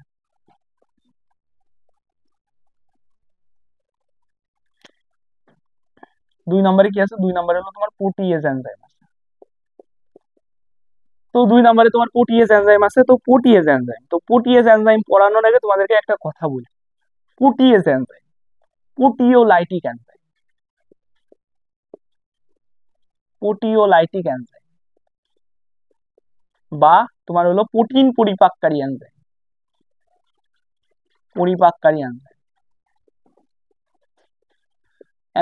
এগুলো সবই এক। অর্থাৎ এগুলা কি, এগুলো আসলে কোনো নির্দিষ্ট এনজাইম না। সেলুলোজ একটা নির্দিষ্ট এনজাইম ছিল, বাট এগুলো কোনো নির্দিষ্ট এনজাইম না। অর্থাৎ এমন এনজাইম যেগুলো তোমার প্রোটিনকে পরিপাক করে, যেগুলো তোমার প্রোটিনকে পরিপাক করতে পারে, ওইসব এনজাইমকে তোমার প্রোটিওলাইটিক এনজাইম বা প্রোটিয়েজ এনজাইম বলে। তো এই বইতে তোমার কোনো জায়গায় প্রোটিয়েজ এনজাইম আছে, কোনো জায়গায় প্রোটিওলাইটিক এনজাইম আছে, তো আমরা কনফিউশনে পড়ে যাই যে কোনটা কি। আসলে জিনিস সেম। যাই প্রোটিয়েজ এনজাইম তাই হলো প্রোটিওলাইটিক এনজাইম। এরা কারা? এরা হলো প্রোটিন পরিপাককারী এনজাইম। অর্থাৎ কিছু এনজাইম আছে যারা প্রোটিন পরিপাক করে, এদেরকে ইনকমন প্রোটিওলাইটিক এনজাইম বা প্রোটিয়েজ এনজাইম বলা হয়। অর্থাৎ এরা কিন্তু কোনো সিঙ্গেল এনজাইম না, এটা হলো অনেকগুলো এনজাইমের সমষ্টি, যাদের কমন বৈশিষ্ট্য হলো যারা প্রোটিন পরিপাক করতে পারে। তো এখানে এরকম তিনটা এনজাইমের নাম দিয়ে দিচ্ছে, তিনটা এনজাইমের এক্সাম্পল এখানে দিয়ে আছে। তিনটা এনজাইম কি কি? তিনটা এনজাইম হলো তোমার হলো পেপসিন, ট্রিপসিন, আর হলো তোমার প্যাপেইন। Pepsin, trypsin, papain. তো এই যে তিনটা এনজাইম আছে, এই তিনটা এনজাইম হলো এমনই এনজাইম যারা কি করে, যারা হলো তোমার প্রোটিনকে পরিপাক করতে পারে। তো এদেরকে ইনকমন কি বলে? এদেরকে ইনকমন প্রোটিয়েজ বা প্রোটিওলাইটিক এনজাইম বলে। তো আমাদের এই তিনটা নাম প্রথমত জানা লাগবে, আমাদের এই তিনটা নাম জানা লাগবে, পেপটিন, ট্রিপসিন, পেপেইন। এগুলা কি? এগুলো প্রোটিয়েজ বা প্রোটিওলাইটিক এনজাইম। এটা হলো প্রথম কথা। এখন এরপর আমরা ব্যবহারে আসবো। তো আমাদের এই নামগুলো জানা লাগবে, কনফিউজ হওয়া যাবে না। প্রোটিওলাইটিক এনজাইম যা, প্রোটিয়েজ এনজাইম তাই। এগুলো প্রোটিন পরিপাক এনজাইম। এরা কারা? পেপসিন, ট্রিপসিন, পেপেইন এইগুলো। তো এখন আমরা এর ব্যবহারে আসবো। তো এর হলো তোমার তেমন একটা ব্যবহার নেই, তোমার দুইটা ব্যবহার আমি তোমাদেরকে দাগাই দিচ্ছি, এই দুইটা ব্যবহার জানলে হচ্ছে। একটা কি? একটা হলো জীববিজ্ঞানের মৌলিক গবেষণায় ব্যবহার করা হয়, জ্ঞানের মৌলিক গবেষণা, জীববিজ্ঞানের মৌলিক গবেষণা। আরেকটা কি? আরেকটা হলো তোমার হলো রক্ততঞ্জন নিয়ন্ত্রণ, রক্ততঞ্জন নিয়ন্ত্রণ। অর্থাৎ ওই যে আমাদের জায়গায়, আমাদের দেহ যদি কোনো জায়গায় কেটে যায়, তাহলে ওইখানকার রক্তক্ষরণটা বন্ধ হয়। তো বন্ধ হইতে এই এনজাইমটা সাহায্য করে। তো এই দুইটা কাজ আমাদের জানা লাগবে, জীববিজ্ঞানের মৌলিক গবেষণা আর রক্ততঞ্জন নিয়ন্ত্রণ। এই দুইটা কাজ আমাদের একটু মুখস্থ করা লাগবে। তো এই হলো তোমার হলো প্রোটিয়েজ এনজাইমের ব্যবহার। তো আমরা প্রোটিয়েজ এনজাইমের ব্যবহারও শেষ করলাম। প্রোটিয়েজ এনজাইমের কাজ তাইলে শেষ হলো। এরপরে কি? এরপরে নেক্সটে যে এনজাইমটা আছে, নেক্সটে কি আছে? নেক্সটে আছে হলো তোমার হলো অ্যামাইলেজ এনজাইম। তো নেক্সট আমাদের কি আছে? নেক্সট হলো 3 নম্বরে আছে আমাদের অ্যামাইলেজ এনজাইম, অ্যামাইলেজ এনজাইম। তো আমাদের নেক্সটে অ্যামাইলেজ এনজাইম আছে। তো অ্যামাইলেজ এনজাইমের প্রথমে তোমাদেরকে একটা লাইন দাগিয়ে দিচ্ছি। লাইনটা কি? লাইনটা হলো স্টার্চের প্রধান উপাদান হলো অ্যামাইলোজ। স্টার্চের স্টার্চের প্রধান উপাদান হলো অ্যামাইলোজ, প্রধান উপাদান হলো অ্যামাইলোজ। তো তোমাদেরকে আমি যখন স্টার্চ পড়াইছিলাম, তোমাদেরকে একটা একটা লাইন পড়াইছিলাম যেখানে লেখা ছিল তোমার, স্টার্চ হলো এমন একটা জিনিস যেটা হলো তোমার 22% অ্যামাইলোজ আর হলো 78% অ্যামাইলোপেকটিন দ্বারা গঠিত। তার মানে স্টার্চে তোমার দুইটা উপাদান থাকে, একটা হলো অ্যামাইলোজ আর একটা হলো অ্যামাইলোপেকটিন। তো এর ভিতরে একটার কথা বলছে যে প্রধান উপাদান হলো অ্যামাইলোজ। তো এই অ্যামাইলোজের সাথে মিল রেখেই কিন্তু এই এনজাইমটার নাম অ্যামাইলেজ। অ্যামাইলোজের সাথে মিল রেখেই কিন্তু এই অ্যামাইলেজ এনজাইমটার নাম। তো অর্থাৎ তুমি যদি ওই অ্যামাইলোজ ওয়ার্ডটা জানো, তাহলে এই এনজাইমের নামটাও কিন্তু তোমার ইজিলি মাথার ভিতরে ঢুকে যাবে। এখন কথা হলো আমাদের মেইন কাজে আসে, আমাদের মেইন কাজ হলো এর ব্যবহারটা জানা। তো এর ব্যবহার জানার জন্য একটা শর্টকাট আছে, আমি ওই শর্টকাটটা ফলো করতাম, তোমরা ওই শর্টকাটটা ফলো করবা। অ্যামাইলেজের ব্যবহার আমি জীবনে কোনোদিন পড়িনি, আমি শুধু একটা ওয়ার্ড মাথায় রাখি, স্টার্চ। তোমার পরীক্ষায় প্রশ্ন আসে যে একটা ব্যবহার দেয়, বলে কি যে এটা হলো কোন এনজাইমের ব্যবহার, এরকম কিছু দিয়ে দেয়। বা বলে তোমার, বলে যে অ্যামাইলেজ এনজাইমের কাজ কোনটা। তো তুমি দেখবা যে তোমার ওই লাইনের মধ্যে, অর্থাৎ তোমাকে যদি বলে যে এই ব্যবহারটা এটা কোন এনজাইমের ব্যবহার, এখন মানে একটা ব্যবহার দিয়ে দিছে, বলতেছে এটা কোন এনজাইমের ব্যবহার। কোন ব্যবহারের মধ্যে যদি স্টার্চ ওয়ার্ডটা থাকে, তার মানে ওটা অ্যামাইলেজ এনজাইমের ব্যবহার। আবার যদি তোমার এইরকম থাকে যে নিচের কোনটা অ্যামাইলেজ এনজাইমের ব্যবহার, তোমার তিনটা এক্সাম্পল হলো, তোমার চারটা অপশন আছে, যে অপশনের মধ্যে স্টার্চ থাকবে ওটাই হলো তোমার অ্যামাইলেজ এনজাইমের ব্যবহার। এইভাবে তোমরা পড়বা। কারণ তোমাদের দেখো, তোমাদের বইতে হলো চারটা ব্যবহার দিয়ে আছে, এর মধ্যে প্রথম তিনটা ব্যবহারের মধ্যে তোমার স্টার শব্দটা আছে। আমি যখন পড়ছিলাম, আমি কোনোদিন ওই প্রথম তিনটা ব্যবহার কোনোদিন পুরো লাইন কখনো পড়ি নাই। আমি জাস্ট ভিতর থেকে জানতাম যে স্টাস মানে হলো অ্যামাইলেজ, স্টাস মানে অ্যামাইলেজ। তো তোমরা জাস্ট এই স্টাস ওয়ার্ডটা জানবে, এটা হলো তোমার তিনটা বৈশিষ্ট্য কভার করবে, তিনটা ব্যবহার কভার করবে। যে তিনটা ব্যবহারের মধ্যে স্টাস আছে, ওই তিনটা ব্যবহারকে শুধু এই স্টাস ওয়ার্ডটাই কভার করবে। অর্থাৎ স্টাস মানে অ্যামাইলেজ, স্টাস মানে অ্যামাইলেজ। তোমরা কিচ্ছু বলবে না, তোমরা জাস্ট দেখবা যে স্টাচ আছে কিনা, স্টাচ থাকলে অ্যামাইলেজ বসাই দেবা, স্টাচ থাকলে অ্যামাইলেজ বসাই দিবা। গেল। লাস্টে আরেকটা ব্যবহার দিয়ে আছে, সেটা কি? সেটা হলো তোমার হলো প্যানক্রিয়েটিক এনজাইম রিপ্লেসমেন্ট হলো therapy, pancreatic pancreatic enzyme replacement therapy. এটা একটু তোমার মাথায় রাখা লাগবে, তো এই জিনিসটাতেও তোমার হলো ই ব্যবহার করা হয়, অ্যামাইলেজ ব্যবহার করা হয়। মানে এখানে প্যানক্রিয়েটিক, তো প্যানক্রিয়েটিক এটা একটা ইংলিশ ওয়ার্ড, যেটাকে তোমার বলা হয় মানে প্যানক্রিয়াস থেকে প্যানক্রিয়াটিক ওয়ার্ডটা আসে, অর্থাৎ আমাদের একটা অঙ্গ আছে যেটাকে তোমার অগ্নাশয় বলা হয়। তো এই অগ্নাশয়ের ইংলিশ টার্ম হলো প্যানক্রিয়াস। তো ওই প্যানক্রিয়াস থেকেই প্যানক্রিয়াটিক, অর্থাৎ হলো কি, অর্থাৎ হলো ওই মানে অগ্নাশয়ের একটা চিকিৎসা যেটাকে তোমার বলা হয় প্যানক্রিয়াটিক এনজাইম রিপ্লেসমেন্ট থিওরি। এটা হলো অগ্নাশয়ের একটা চিকিৎসা, এটা করতে তোমার এই অ্যামাইলেজ এনজাইমটা ব্যবহার করা হয়। তো তুমি দুইটা জিনিস যদি মাথায় রাখো তাহলে অ্যামাইলেজ এনজাইমের পুরো ব্যবহার তুমি শিখে যাবে। একটা হলো তোমার স্টার্চ, আরেকটা হলো তোমার হলো প্যানক্রিয়াটিক এনজাইম রিপ্লেসমেন্ট থিওরি। এই দুইটা জিনিস মাথায় রাখলে তোমার পুরো অ্যামাইলেজ এনজাইমের ব্যবহার তোমার মানে তুমি পুরো অ্যামাইলেজ এনজাইমের ব্যবহারটা শিখে যাবা। তো গেল, এটা গেল। এরপরে কি আছে, এরপরে নেক্সট এনজাইমে আসে।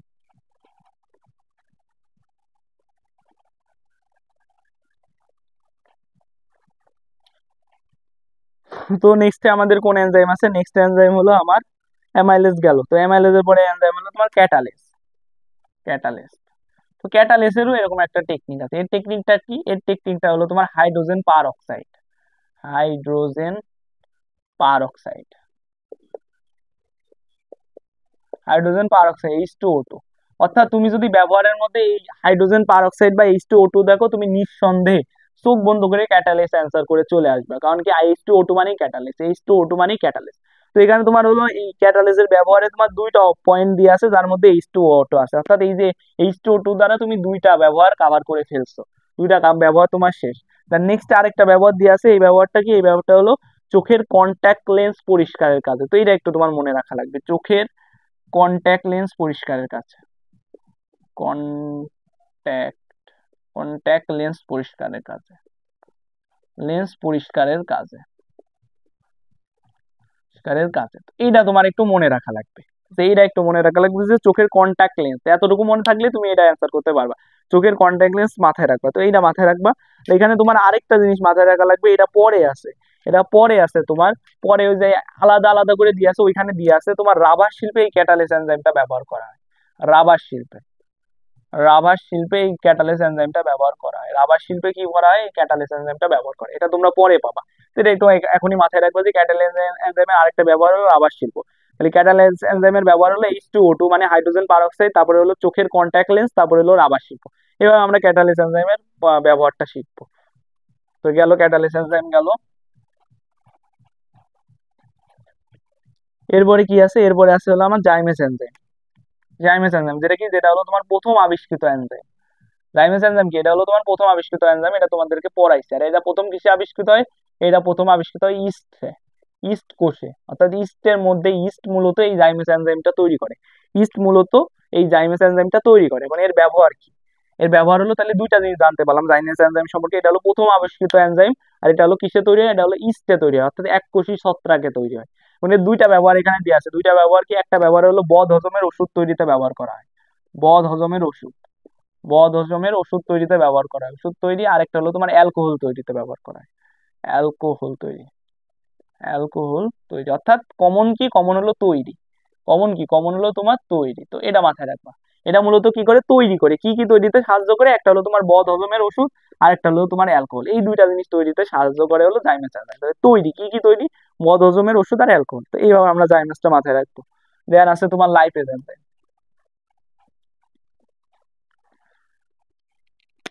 এরপরে আছে তোমার কি, এরপরে আছে তোমার লাইপেজ এনজাইম, তাই তো। এরপরে আছে হলো তোমার লাইপেজ এনজাইম। তো লাইপেজ এনজাইমের আমরা দুইটা ব্যবহার শিখবো। একটা কি, এটা হলো একটা শিল্পে ব্যবহার করা হয়, সেটা কি দই ও পনির শিল্প। এটা একবার মেডিকেল পরীক্ষায় আইছিল, তো এটা একটু মাথায় রাখবা। এটা হলো দই আর পনির শিল্পে ব্যবহার করা হয়। আর হলো আরেকটা কি, আরেকটা কাজ হলো, এটা হলো কি অগ্নাশয়ের, অগ্নাশয়ের বিভিন্ন রোগ নির্ণয়ে ব্যবহার করা হয়। অগ্নাশয়ের বিভিন্ন রোগ নির্ণয়ে ব্যবহার করা হয়। অগ্নাশয়ের বিভিন্ন রোগ নির্ণয়, বিভিন্ন রোগ নির্ণয়ে ব্যবহার করা হয়। এই হলো এর দুইটা কাজ। একটা কাজ কি, একটা কাজ হলো দই আর পনির শিল্প, আরেকটা কি, আরেকটা কাজ কি, আরেকটা কাজ হলো অগ্নাশয়ের বিভিন্ন রোগ নির্ণয়ে ব্যবহার করা হয়। তো লাইপেজ এনজাইম এই দুইটা জায়গায় ব্যবহার করে, একটা হলো দই আর পনির শিল্প, আরেকটা কি, আরেকটা হলো অগ্নাশয়ের বিভিন্ন রোগ নির্ণয়। এই দুইটা জায়গায় তোমার ব্যবহার করা হয়। তো এই দুইটা একটু মুখস্থ রাখা লাগবে, কারণ এটা মনে রাখার তেমন কোনো টেকনিক নাই। মনে রাখবা শিল্পটা হলো দই আর পনির, আর অগ্নাশয়ের বিভিন্ন রোগ নির্ণয়। তো এর সাথে মিলাই তুমি একটা কাজ করতে পারো, যেটা তুমি অলরেডি পড়ে ফেলছো, সেটা কি অ্যামাইলেজ এনজাইমের একটা ব্যবহার। অ্যামাইলেজ এনজাইমের আবার একটা ব্যবহার, সেটা কি, সেটা হলো তোমার প্যানক্রিয়েটিক, প্যানক্রিয়েটিক রিপ্লেসমেন্ট হলো থেরাপি। এই থেরাপিতে অ্যামাইলেজ এনজাইম ব্যবহার করা হয়। তো এই প্যানক্রিয়েটিক এটা হলো ইংলিশ ওয়ার্ড, এটা মানে অগ্নাশয়। তো এখানে অগ্নাশয়, যেহেতু দুইটাই অগ্নাশয়ের জিনিস, দুইটাই কোনো একটা রোগ নির্ণয়ে ব্যবহার করা হয়। একটা ইংলিশে লেখা রয়েছে আর একটা হলো বাংলায় লেখা আছে। একটা হলো লাইপেজ এনজাইমের ব্যবহার আর একটা হলো অ্যামাইলেজ এনজাইমের ব্যবহার। তো তোমার গুলাই যাইতে পারে, আমার মাঝে মধ্যে এই জিনিসটা গুলাই যেত যে কোনটা কি হবে। তো এই জন্য তোমরা দুইটা একসাথে পড়বা, যে অ্যামাইলেজ হলো অগ্নাশয়ের রোগ, আর হলো তোমার হলো হলো লাইপেজ কি, লাইপেজ হলো সরি অ্যামাইলেজ হলো প্যানক্রিয়েটিক থেরাপি, আর লাইপেজ কি, লাইপেজ হলো অগ্নাশয়ের রোগ, লাইপেজ হলো অগ্নাশয়ের রোগ, আর অ্যামাইলেজ কি, অ্যামাইলেজ হলো প্যানক্রিয়েটিক হলো থেরাপি। এইভাবে তোমরা এক দুইবার বলে জিনিসটা মনে রাখবে। তো এই দুইটা জিনিস তোমরা পাশাপাশি লিখে রাখবা, যে একটা হলো কি লাইপেজ হলো অগ্নাশয়ের রোগ নির্ণয় ব্যবহৃত হয়, আর অ্যামাইলেজ কি প্যানক্রিয়েটিক থেরাপিতে ব্যবহার করা হয়। এই দুইটা তোমরা একসাথে শিখবা, তাহলে একসাথে দুইটা পড়ে হয়ে যাবে। তো তোমার বড় বড় কাজগুলো শেষ, এখন কিছু ছোট ছোট কাজ আছে। ছোট ছোট কাজ আছে, এগুলো তো এগুলো মুখস্থ করা ছাড়া এর কোনো ই নাই, এগুলো কয়েকবার পড়তে পড়তে তোমাদের হয়ে যাবে। আমি মোটামুটি যেগুলো ইম্পর্টেন্ট ওইগুলাই রাখছি, বাকিগুলা বাদ দিয়ে দিছি। তো ইম্পর্টেন্টের ভিতরে একটু তোমাদেরকে করে মানে একটু মানে একসাথে গুছাই গুছাই পড়ে, যেমন ফলের রস তৈরি, ফলের রস তৈরি, ফলের রস তৈরি, এটার সাথে তোমরা হলো ইটা পড়বা, এটা এর সাথে কি পড়বা, তোমার পনির তৈরি, পনির তৈরি। আর কি আনতে পারো এর সাথে, আর কাকে আনতে পারো, এর সাথে আনতে পারো তুমি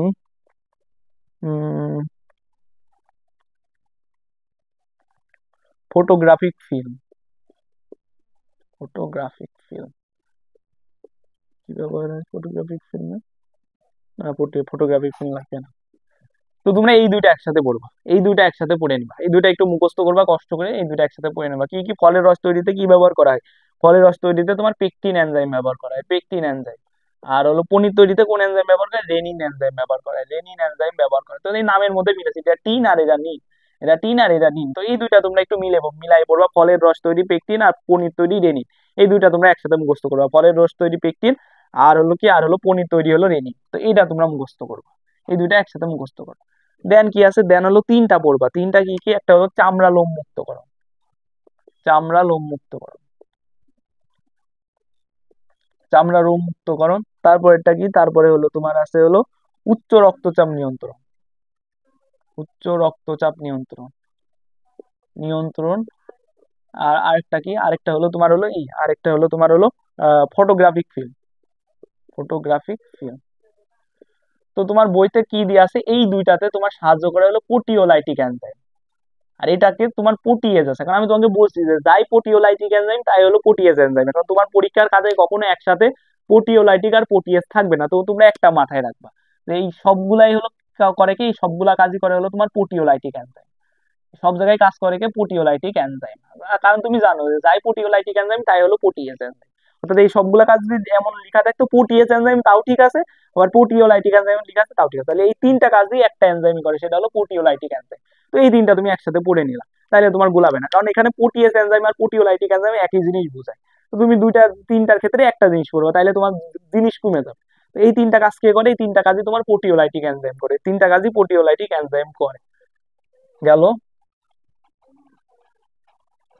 গেল। তারপরে আরো তিনটা আছে, আমরা একসাথে পড়বো। কি কি, তোমার হলো রক্তে ইউরিয়া, রক্তে, রক্তে ইউরিয়া শনাক্তকরণ, ইউরিয়া শনাক্তকরণ, ইউরিয়া শনাক্তকরণ। রক্তে কি, রক্তে হলো তোমার ইউরিক অ্যাসিড শনাক্তকরণ, ইউরিক অ্যাসিড শনাক্তকরণ।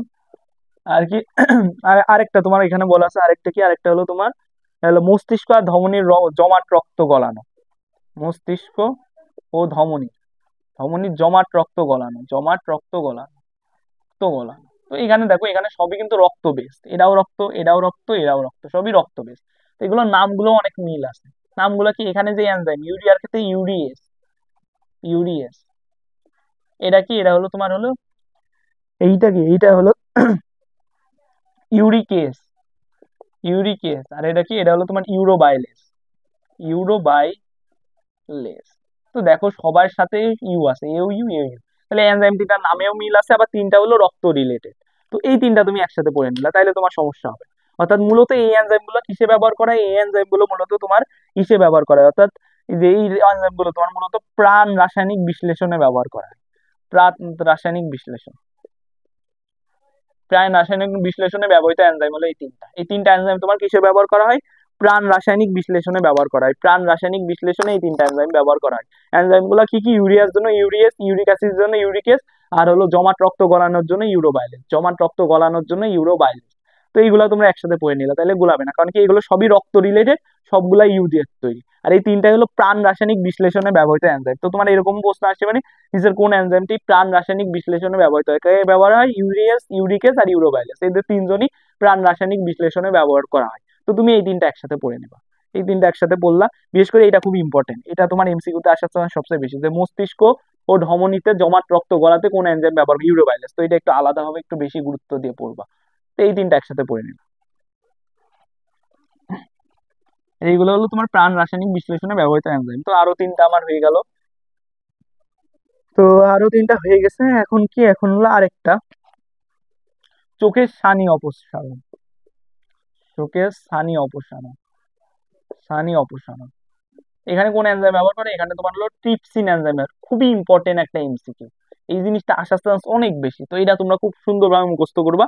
চোখের ছানি অপসারণে কোন এনজাইম ব্যবহার করে? ট্রিপসিন। তো এর সাথে মিলাই আরেকটা বলতে পারো, কি হয়েছে তোমরা এর আগে পড়ে ফেলছো, চোখের কন্ট্যাক্ট লেন্স পরিষ্কারে, কন্ট্যাক্ট লেন্স পরিষ্কার, লেন্স পরিষ্কারে কি ব্যবহার করা হয়? তোমার হলো ক্যাটালেস ব্যবহার করা হয়, ক্যাটালেস ব্যবহার করা হয়। যেহেতু এটাও চোখ, এটাও চোখ, তো দুইটা তোমরা একসাথে পড়ে নেবে। একটা হলো চোখের ছানি, চোখের ছানি হলো ট্রিপসিন, আর চোখের কন্ট্যাক্ট লেন্স হলো ক্যাটালেস।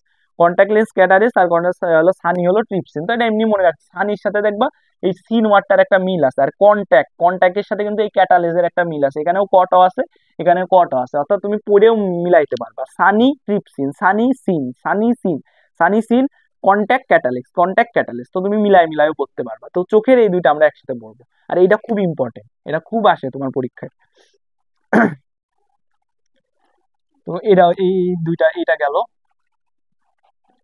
দেন নেক্সটে কি আছে? নেক্সটে আছে হলো তোমার রাবার শিল্প। তো আমরা পড়ে ফেলছি যে রাবার শিল্পে কি ব্যবহার করে, ক্যাটালিস্ট ব্যবহার করে, এটা আমরা পড়ে ফেলছি, ক্যাটালিস্ট পড়ার টাইমে এটা আমরা পড়ে ফেলছি।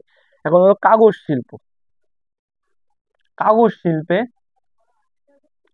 কাগজ শিল্প, তো কাগজ কি, কাগজ হলো সাদা হয়। তো কাগজ কি থেকে তৈরি করা হয়? কাগজ মূলত তোমার বাঁশ থেকে তৈরি করা হয়, বাঁশ থেকে তোমার কাগজ তৈরি করা হয়। তো প্রথমে কি করে, বাঁশ তো সবুজ আর কাগজ হলো সাদা, তো প্রথমে এই সবুজটা সরাই এই বাঁশকে কি বর্ণহীন করা লাগবে। তো কাগজ তৈরিতে এই যে বাঁশকে তোমার এই যে বর্ণহীন, বর্ণহীন করাকে তোমার ব্লিচিং বলা হয়, বর্ণহীন করাকে তোমার কি বলা হয়? ব্লিচিং বলা হয়। তো এই কাগজ তৈরিতে এই ব্লিচিং বা বর্ণহীন করতে একটা এনজাইম ব্যবহার করে, যে এনজাইমটার নাম কি? এনজাইমটার নাম হলো তোমার জাইলানিস, জাইলানিস, জাইলানিস। তারপরে কি, তারপরে হলো এই যে কাগজ তৈরি, এই কাগজ তৈরিতে কি করা হয়? এই কাগজ তৈরিকে এই যে বাঁশ, বাঁশ কিন্তু তোমার মসৃণ হয় না, বাঁশ কিন্তু তোমার মসৃণ হয় না, বাট আমাদের যে কাগজটা হয় মসৃণ হয়। তো এই যে বাঁশটাকে তোমার মসৃণ করতে, মসৃণ করতে কি এনজাইম ব্যবহার করে? মসৃণ করতে তোমার হলো ই এনজাইম ব্যবহার করা হয়, তোমার সেলুলেজ এনজাইমটা ব্যবহার করে, সেলুলেজ। মসৃণ করতে এই যে সেলুলেজ, এটার কাজ, অনেক কাজ আমরা অলরেডি পড়ে ফেলছি। তো এখানে আরেকটা কাজ করলাম, কি, কাগজকে মসৃণ করতে, কাগজকে মসৃণ করতে ব্যবহার করা হয়। কারণ আমরা যখন সেলুলেস পড়ছিলাম তখন পড়ছিলাম এর একটা ব্যবহার আছে, এর একটা ব্যবহার কি? পেপার শিল্পে, পেপার শিল্পে এর একটা ব্যবহার আছে, পেপার শিল্পে। এটা কিন্তু আমরা যখন সেলুলেস এনজাইম পড়ছিলাম তখন এটা পড়ছিলাম, যে এটা তিনটা শিল্পে ব্যবহার করা হয়, ওষুধ শিল্পে, পেপার শিল্পে আর বস্ত্র শিল্পে। তো একটা শিল্পকে পেপার, পেপার মানে হলো কাগজ, তো কাগজ শিল্পের কাজ কি? এটা হলো কাগজকে মসৃণ করে। তো ওই জিনিসটা এখানে ঘুরাই দিচ্ছে, তো এটা তুমি কিন্তু অলরেডি আগে থেকেই জানো। পেপার শিল্পে ব্যবহার করা হয় কি করতে? মসৃণ করতে ব্যবহার হয়। এই যে পেপার শিল্প মানে এই যে কাগজ শিল্প, এই কাজটা তুমি জানো। আর এই বর্ণহীন বা ব্লিচিং করতে জাইলানেজ ব্যবহার করা হয়। আর এই কাগজে তোমার হলো একটা পদার্থ থাকে লিগনিন, তো এই লিগনিনকে আমার সরানো লাগে, বাঁশে, বাঁশে হলো এই লিগনিন থাকে, এই লিগনিনকে আমার সরাই কাগজ বানাইতে হয়। তো এই লিগনিনটাকে সরাতে একটা এনজাইম ব্যবহার করে যেটাকে লিগনিনেস বলা হয়। তো এই নামের সাথে মিল আছে, লিগনিন, লিগনিনেস, তো এই নামের সাথে মিল রেখে এই নামটা করা। তো এটা নিয়ে তোমার অতটা সমস্যা হবে না, ওই কাগজের তোমার বাঁশের লিগনিন অবসান করতে লিগনিনেস ব্যবহার করা হয়। তো কাগজ শিল্পে এই তিনটা এনজাইম ব্যবহার করা হয়, জাইলানেস, সেলুলেস আর হলো লিগনিনেস। জাইলানেস কেন ব্যবহার করে? বাঁশকে হলো তোমার বর্ণহীন করতে, বর্ণহীন করতে জাইলানেস ব্যবহার করে, দেন বাঁশকে মসৃণ করতে সেলুলেস ব্যবহার করে, দেন বাঁশ থেকে তোমার হলো লিগনিনটা অপসারণ করতে লিগনিনেস ব্যবহার করা হয়। তো এইটা কিন্তু তুমি লিগনিন থেকে পেয়ে যাচ্ছ, এটা তুমি অলরেডি আগে থেকেই জানো, আর এটা জাস্ট একটু মাথায় রাখা লাগবে। এইখান থেকেও কিন্তু এই জিনিসটা তোমার হয়ে যাবে। তো কাগজ শিল্পেরটা গেল।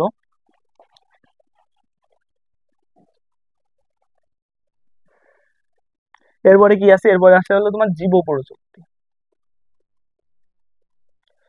জীব প্রযুক্তিতে তোমার এনজাইমের ব্যবহার, তো জীব প্রযুক্তিতে 3টা এনজাইমের ব্যবহার আছে। জীব প্রযুক্তি কি এটা তোমরা আগে থেকেই জানো।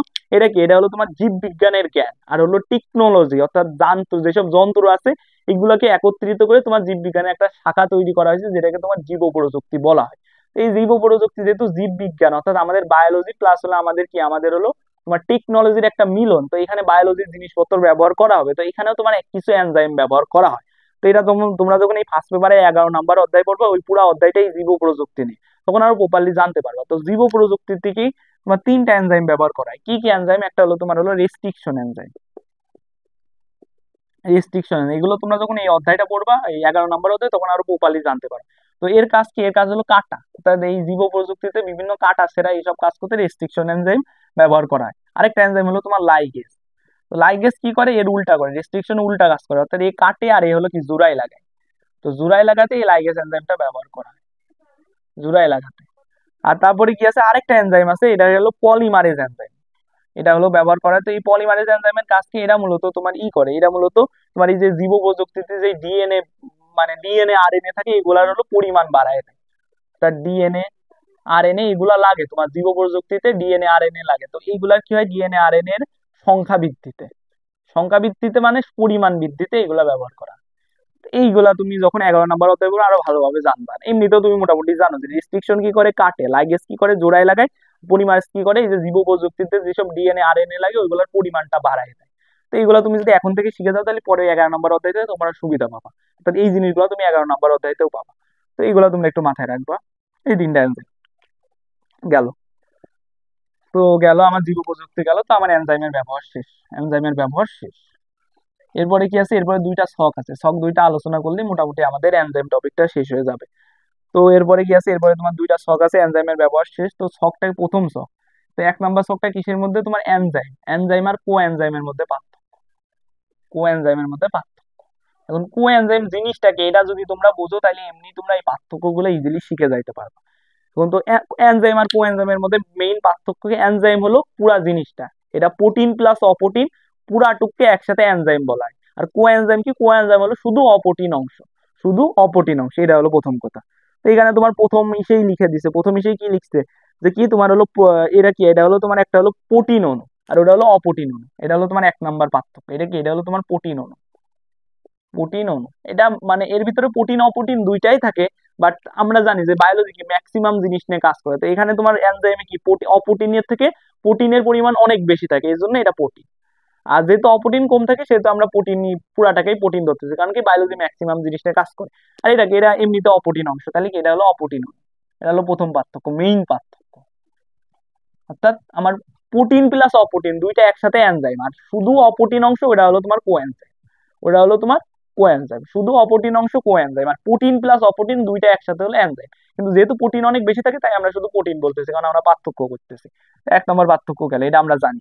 দেন 2 নম্বর পার্থক্য কি? আণবিক ওজন। এখন এনজাইম কি? এনজাইম আমরা তো জানি এনজাইম হলো কি প্রোটিন প্লাস অপ্রোটিন, বাট তুলনামূলক প্রোটিন বেশি থাকে।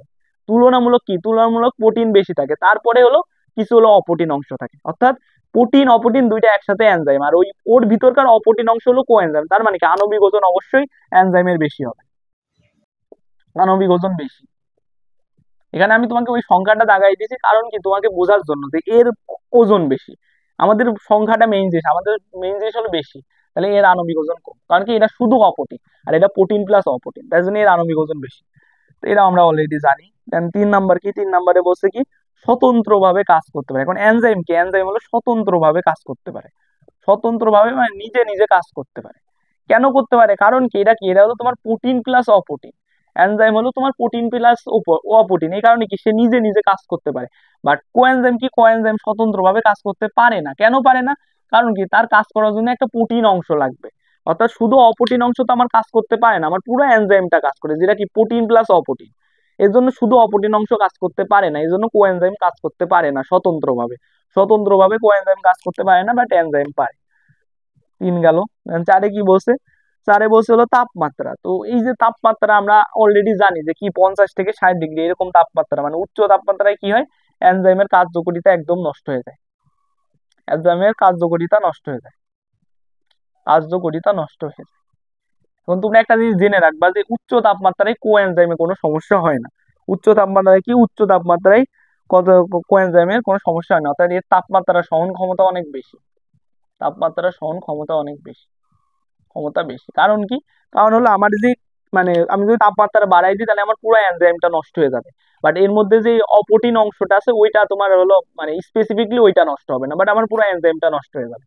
এর জন্য বলছে কি যে এনজাইম কি, এ হলো উচ্চ তাপমাত্রায় এর কার্যকারিতা নষ্ট হয়ে যায়, বাট কোএনজাইম কি তাপমাত্রা সহন ক্ষমতা অনেক, অর্থাৎ এই তাপমাত্রায় এর তেমন কিছু হয় না, এটা হলো কথা। তো 4 নাম্বার গেল।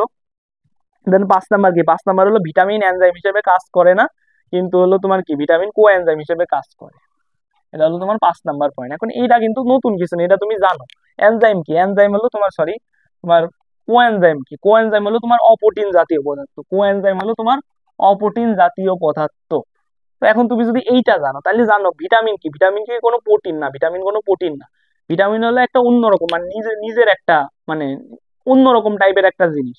এটা প্রোটিনও না আবার অন্য কিছু না, এই ভিটামিন ভিটামিন। এখন কিছু ভিটামিন আছে যাদের ক্যারেক্টারিস্টিক্স অনেকটা প্রোটিনের মতো, কিছু ভিটামিন আছে যাদের ক্যারেক্টারিস্টিক্স অনেকটা লিপিডের মতো, বাট ভিটামিনকে তুমি ডাইরেক্টলি প্রোটিন বা লিপিড কিছু বলতে পারবা না।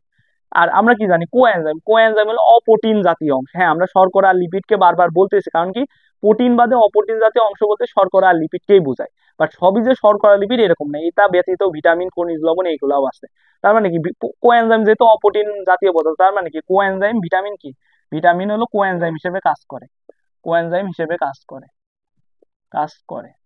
আর এনজাইম কি, এনজাইম হলো শুধুমাত্র প্রোটিন। এনজাইম কি, এনজাইম হলো প্রোটিন, হ্যাঁ অপ্রোটিন অংশ আছে বাট মেইনলি তো প্রোটিন। কিন্তু ভিটামিন তো তোমার মেইনলি প্রোটিন না, এই জন্য ভিটামিন হলো এনজাইম হিসেবে কাজ করে না, ভিটামিন এনজাইম হিসেবে কাজ করে না, এটা মাথায় রাখা লাগবে। ভিটামিন কো এনজাইম হিসেবে কাজ করে, বাট হলো এনজাইম হিসেবে কাজ করে না। কারণ কি, কারণ হলো তোমার ওই যে ওই জিনিসটা, কারণ হলো তোমার ওই জিনিস, কারণ কি তোমার হলো কো এনজাইম হলো অপ্রোটিন জাতীয় পদার্থ, আর ভিটামিন হলো ভিটামিন যাই হোক সে প্রোটিন না, তার মানে সে কো এনজাইমের মধ্যে তারে ফেলানো যাবে। বাট হলো এনজাইম, এনজাইম কি মেইনলি প্রোটিন, কিন্তু ভিটামিন প্রোটিন না, এই জন্য ভিটামিনকে এনজাইমের মধ্যে ফেলানো যাবে না। আর লাস্টে আরেকটা পয়েন্ট আছে 6 নাম্বার পয়েন্ট, 6 নাম্বার পয়েন্ট কি এক্সাম্পল দিছে। তো এই দুইটা এনজাইমের এক্সাম্পল এখানে দিয়ে আছে কি কি, প্রোটিয়েস লাইপেস, তো আমরা অনেক এনজাইমের এক্সাম্পল জানি। তো এখানে দুইটা দিয়ে আছে, এই দুইটাই লেখা রাখবে এরকম না, তোমরা যে এক্সাম্পল জানো ওর ভিতর থেকে দুইটা দিতে আছে, প্রোটিয়েস, সেলুলেস, লাইপেস, ইউরোবাইলেস, ইউরিয়েস, ইউরিকেস, ট্রিপসিন, তুমি যে কোনো একটা দুইটা এনজাইমের উদাহরণ এখানে দিয়ে দিবা। আর কো এনজাইম কি, এটা কিন্তু এনজাইম না, এনজাইমের সাথে অপ্রোটিন জাতীয় পদার্থ যেটা জৈব রাসায়নিক, অর্থাৎ আমরা এগুলো আগেই জানি, এটিপি, এফএডি, এনএডি, এইগুলা মূলত তোমার হলো কো এনজাইম, অর্থাৎ এগুলো এনজাইমের সাথে থাকে অপ্রোটিন জাতীয় পদার্থ। এই হলো কাহিনী। তো এগুলো আমরা অলরেডি মোটামুটি জানি, আমি তেমনি বুঝাইলাম, তোমরা একটু ভালো প্রপারলি বুঝলে এগুলো অলরেডি বুঝে যাবে। তো এই শখটা গেল আমাদের। নেক্সট আরেকটা শখ আছে, মেইনলি তোমার এই শখটা অনেক ইম্পর্টেন্ট, তোমরা এই শখটা অনেক প্রপারলি পড়বা, এরপরের শখটাও তো ইম্পর্টেন্ট। এরপরের শখটা কি, এরপরের শখটা হলো তোমার হলো অজৈব অনুঘটক। 2 নাম্বার শখ, অজৈব অনুঘটক। অজৈব অনুঘটক আর হলো তোমার উৎসেচকের মধ্যে পার্থক্য। এখন উৎসেচক বলতে এনজাইমকে বোঝাইছে, এনজাইম। তো আমরা প্রথমে একটা জিনিস করছি কি, এনজাইমের আরেক নাম কি, এটাকে জৈব অনুঘটক বলা হয়, জৈব অনুঘটক বলা হয়, অনুঘটক বলা হয়। এখন তোমাদের প্রথমত বোঝা লাগবে যে জৈব অনুঘটক আর অজৈব অনুঘটকের মধ্যে মেইন পার্থক্য কি। তো জৈব অনুঘটক আমি তোমাদেরকে বুঝাইছি কি, এরা হলো তোমার বিক্রিয়ায় অংশগ্রহণ করে, অংশগ্রহণ করে কি হয়, বিক্রিয়ার হলো গতিকে ত্বরান্বিত করে, তারপরে হলো তোমার বিক্রিয়ার পরে অপরিবর্তিত থাকে, আর এরা প্রাকৃতিক ভাবে তৈরি হয়। আর অজৈব অনুঘটক কি, এও হলো অনুঘটক, অর্থাৎ এ হলো অনুঘটকের যে বৈশিষ্ট্য আছে এর মধ্যেও সেই বৈশিষ্ট্যই আছে, শুধু এর মধ্যে একটা ডিফারেন্স কি, এর মধ্যে ডিফারেন্স হলো এরা হলো প্রাকৃতিক ভাবে তৈরি হয় না, এরা ল্যাবরেটরিতে তৈরি হয়। অর্থাৎ তুমি দেখো কিছু মানে মানে আমরা যেগুলা কেমিস্ট্রিতে আমরা যেই প্রভাবক গুলা ইউজ করি ওইগুলা সাধারণত অজৈব অনুঘটক। অর্থাৎ কেমিস্ট্রিতে আমরা কাদের প্রভাবক হিসেবে ইউজ করি, আমরা কেমিস্ট্রিতে তোমার সালফিউরিক অ্যাসিডের প্রভাবক হিসেবে ইউজ করি, আমরা হলো সোডিয়াম হাইড্রোক্সাইডের প্রভাবক হিসেবে ইউজ করি, আমরা পটাশিয়াম হাইড্রোক্সাইডের প্রভাবক হিসেবে ইউজ করি। দেখো এগুলো সবই ল্যাবরেটরিতে তৈরি, এই কারণে এরা অজৈব। বাট এরা কি করে, এরা হলো একটা বিক্রিয়াকে প্রভাবিত করে বিক্রিয়ার গতির হার বাড়ায় দেয় বা কমায় দেয়। বাট এরা কিন্তু প্রাকৃতিক ভাবে তৈরি না, ল্যাবরেটরিতে তৈরি, এই জন্য এরা হলো অজৈব অনুঘটক। আর তুমি এই অধ্যায়তে সেলুলেস, লাইপেস, তারপরে কি, তারপরে অক্সিডেস, তারপরে হলো তোমার হলো ট্রিপসিন, অ্যামাইলেজ যা পড়লা সবই হলো তোমার এই জৈব অনুঘটক বা এনজাইম। এই হলো পার্থক্য, মেইন পার্থক্য। এখন তোমরা যখন এনজাইমের বৈশিষ্ট্য বলছো একটা কথা বলছো কি, এটা হলো জীবকোষে উৎপন্ন হয়, তাহলে এটা হলো প্রথম বৈশিষ্ট্য, এরা কিসে উৎপন্ন হয়, জীবকোষে উৎপন্ন হয়। এখন কথা হলো কি, অজৈব অনুঘটক এরা কি ল্যাবরেটরিতে তৈরি হয়, তার মানে কি এরা কি জীবকোষে উৎপন্ন হবে, প্রাকৃতিক হবে না, তাই হয় না। এটা প্রথম পার্থক্য, যেটা তোমরা জানো। দেন 2 নম্বরে কি, 2 নম্বরে হলো কোফ্যাক্টর বা কোএনজাইম। তো এনজাইমের জন্য কি, এনজাইমের সাথে কিন্তু কোফ্যাক্টর বা কোএনজাইম থাকে। কোফ্যাক্টর বা কোএনজাইম এগুলো এনজাইমের সাথে সম্পর্কযুক্ত, কোএনজাইম থাকে এনজাইমের সাথে। বাট এর ক্ষেত্রে কি তোমার অজৈব অনুঘটক বা আমরা যেগুলো সালফিউরিক অ্যাসিড, এর ক্ষেত্রে কোনো কোফ্যাক্টর কোএনজাইম এসব লাগে না, তো এর ক্ষেত্রে থাকে না। এটাও তোমরা জানো। দেন 3 নম্বরে কি, দিন আণবিক ভর। অবশ্যই অবশ্যই তোমার এনজাইমের আণবিক ভর হলো তোমার অজৈব অনুঘটকের থেকে অনেক বেশি হবে। কারণ কি এনজাইম হলো একটা প্রাকৃতিক পদার্থ, অজৈব অনুঘটক কি সালফিউরিক অ্যাসিড, H2SO4, দুইটা হাইড্রোজেন সালফার আর কয়টা অক্সিজেন মিলে হয়ে গেছে। বাট একটা এনজাইম তৈরি করার জন্য ভিতরে একটা মানে সেরকম একটা সলিড গঠন থাকা লাগে, এর মধ্যে প্রোটিন অপ্রোটিনের একটা মিশ্রণ থাকা লাগে। তো এইগুলা সি করলে আবার প্রোটিন আবার অনেকগুলো অ্যামিনো অ্যাসিড নিয়ে তৈরি হয়। তো তুমি যে এমনি ভেবে দেখো তাইলে বুঝতে পারবে যে এর আণবিক ওজন বেশি হবে। কারণ কি একটা এনজাইম সে কি একটা প্রোটিন প্লাস অপ্রোটিন অংশ, তার কাছে অপ্রোটিন অংশ আছে, তার কাছে প্রোটিন আছে, এই প্রোটিন আবার অসংখ্য অ্যামিনো অ্যাসিড দ্বারা গঠিত, তার মানে তার ওজনটা কত বেশি। এটা কি দুইটা হাইড্রোজেন একটা সালফার আর চারটা অক্সিজেন নিয়ে গঠিত, তো কম্পারেটিভলি এর ওজনটা কম আর এর ওজনটা বেশি। এটা তুমি মানে গঠনটা একটু বিশ্লেষণ করলেই পেয়ে যাবে। তার মানে কি এর আণবিক ওজন বেশি, আণবিক ওজন বেশি আর এর হলো কম। তো 3 নাম্বারও আমরা আমরা জানি। 4 নাম্বারে কি বলছে, 4 নাম্বারে বলছে বেশি তাপ প্রয়োগ। তো তাপ প্রয়োগে এনজাইম নষ্ট হয়ে যায় আমরা জানি, বেশি তাপ প্রয়োগে বেশি তাপে নষ্ট হয়, নষ্ট হয়। বাট অপ্রোটিন জাতীয় পদার্থ যারা আছে তারা কিন্তু নষ্ট হচ্ছিল না, তারা কিন্তু নষ্ট হচ্ছিল না। তো এরাও কিন্তু অপ্রোটিন জাতীয় পদার্থ, এরা অন্যরকম টাইপের পদার্থ, তো এদের তাপমাত্রায় এদের কোনো সমস্যা হয় না, তো এরা নষ্ট হয় না। সালফিউরিক অ্যাসিড তোমার সোডিয়াম হাইড্রোক্সাইড এদের কিন্তু তাপমাত্রায় তেমন একটা সমস্যা হয় না, এটা আমরা কেমিস্ট্রি বললেই জানি, এটাও আমরা জানি। 5 নম্বরে কি বলছে, 5 নম্বর বলছে যে এদের উপরে আবার পিএইচ এর প্রভাব আছে, পিএইচ এর প্রভাব আছে, পিএইচ এর প্রভাব আছে। এটা কেমনে লিখছে ওটা বিষয় না, আমি যেমন লিখছি অমনে পড়বা। এরপরে কি আছে, পিএইচ এর প্রভাব আছে, অর্থাৎ একটা নির্দিষ্ট পিএইচ এদের কার্যকারিতা অনেক বাড়ায় দেয়। বাট এদের ক্ষেত্রে পিএইচ এর কোনো প্রভাব নেই, পিএইচ এর কোনো প্রভাব নেই, কোনো প্রভাব নেই। অর্থাৎ এটা হলো আমাদের টি, এই অপশনটা টির উপরে বেস করে আর এই অপশনটা পিএইচ এর উপরে বেস করে, আর এটা হলো তোমার ওজনের উপরে বেস করে। এইগুলোর উপরে বেস করে যেগুলো আমরা জানি ওইগুলা জাস্ট একটু ঘুরাই ফিরাই দিচ্ছি, তো এটা আমরা মোটামুটি জানি। তো এই পার্থক্যটাও আমার হয়ে গেল। তো এই পার্থক্য এই শখের মাধ্যমে কিন্তু আমাদের এনজাইম টপিকটা একদম পুরোপুরি হয়ে গেল। ভিডিওটা তেমন একটা লেন্দি হয় নাই, বাট টপিকটা আমি একদম প্রপারলি তোমাদেরকে বোঝানোর ট্রাই করছি, টপিকটা একদম প্রপারলি বোঝানোর ট্রাই করছি। এনজাইম টপিকের মধ্যে সবচেয়ে স্পেশাল জিনিস হলো তোমার ছাড়া লাগবে, এখানে ম্যাক্সিমাম জিনিসপত্রই ছেড়ে দেওয়া লাগে, এখানে তেমন ইম্পর্টেন্ট কিছুই না। তো তুমি যদি এমনি বেছে বেছে পড়তে পারো টপিকটা তোমার কাছে ইজি লাগবে, একটু গুছাই যদি পড়তে পারো ওরকম যে তোমাদেরকে যে এনজাইমের ব্যবহার এটা দেখলে অনেক কঠিন মনে হয়, বাট একটু টেকনিক্যালি স্টাস হাইড্রোজেন পারঅক্সাইড এমনি যদি পড়ো বা ওই যে কয়েকটা একই টাইপ ইউএস ইউরিকেস ইউরোবাইলেস একসাথে নিয়ে পড়ো তাহলে কিন্তু পড়াগুলো ইজি হয়ে যাবে। তুমি যদি বোঝো প্রোটিয়েজ আর প্রোটিওলাইটিক এনজাইম সেম, এমনি যদি বুঝে বুঝে পড়ো তাহলে পড়াটা অনেক ইজি হয়ে যাবে। আজকের ভিডিওর মাধ্যমে কিন্তু আমরা এনজাইম টপিকটা A to Z সব কমপ্লিট করে দিলাম। নেক্সট ভিডিওতে আমরা লিপিড নিয়ে আলোচনা করব, লিপিড আলোচনা করলে আমাদের এই কোষ রসায়ন অধ্যায়টা শেষ হয়ে যাবে। তো আজকের ভিডিওটা এখানেই শেষ করতেছি। আসসালামু আলাইকুম।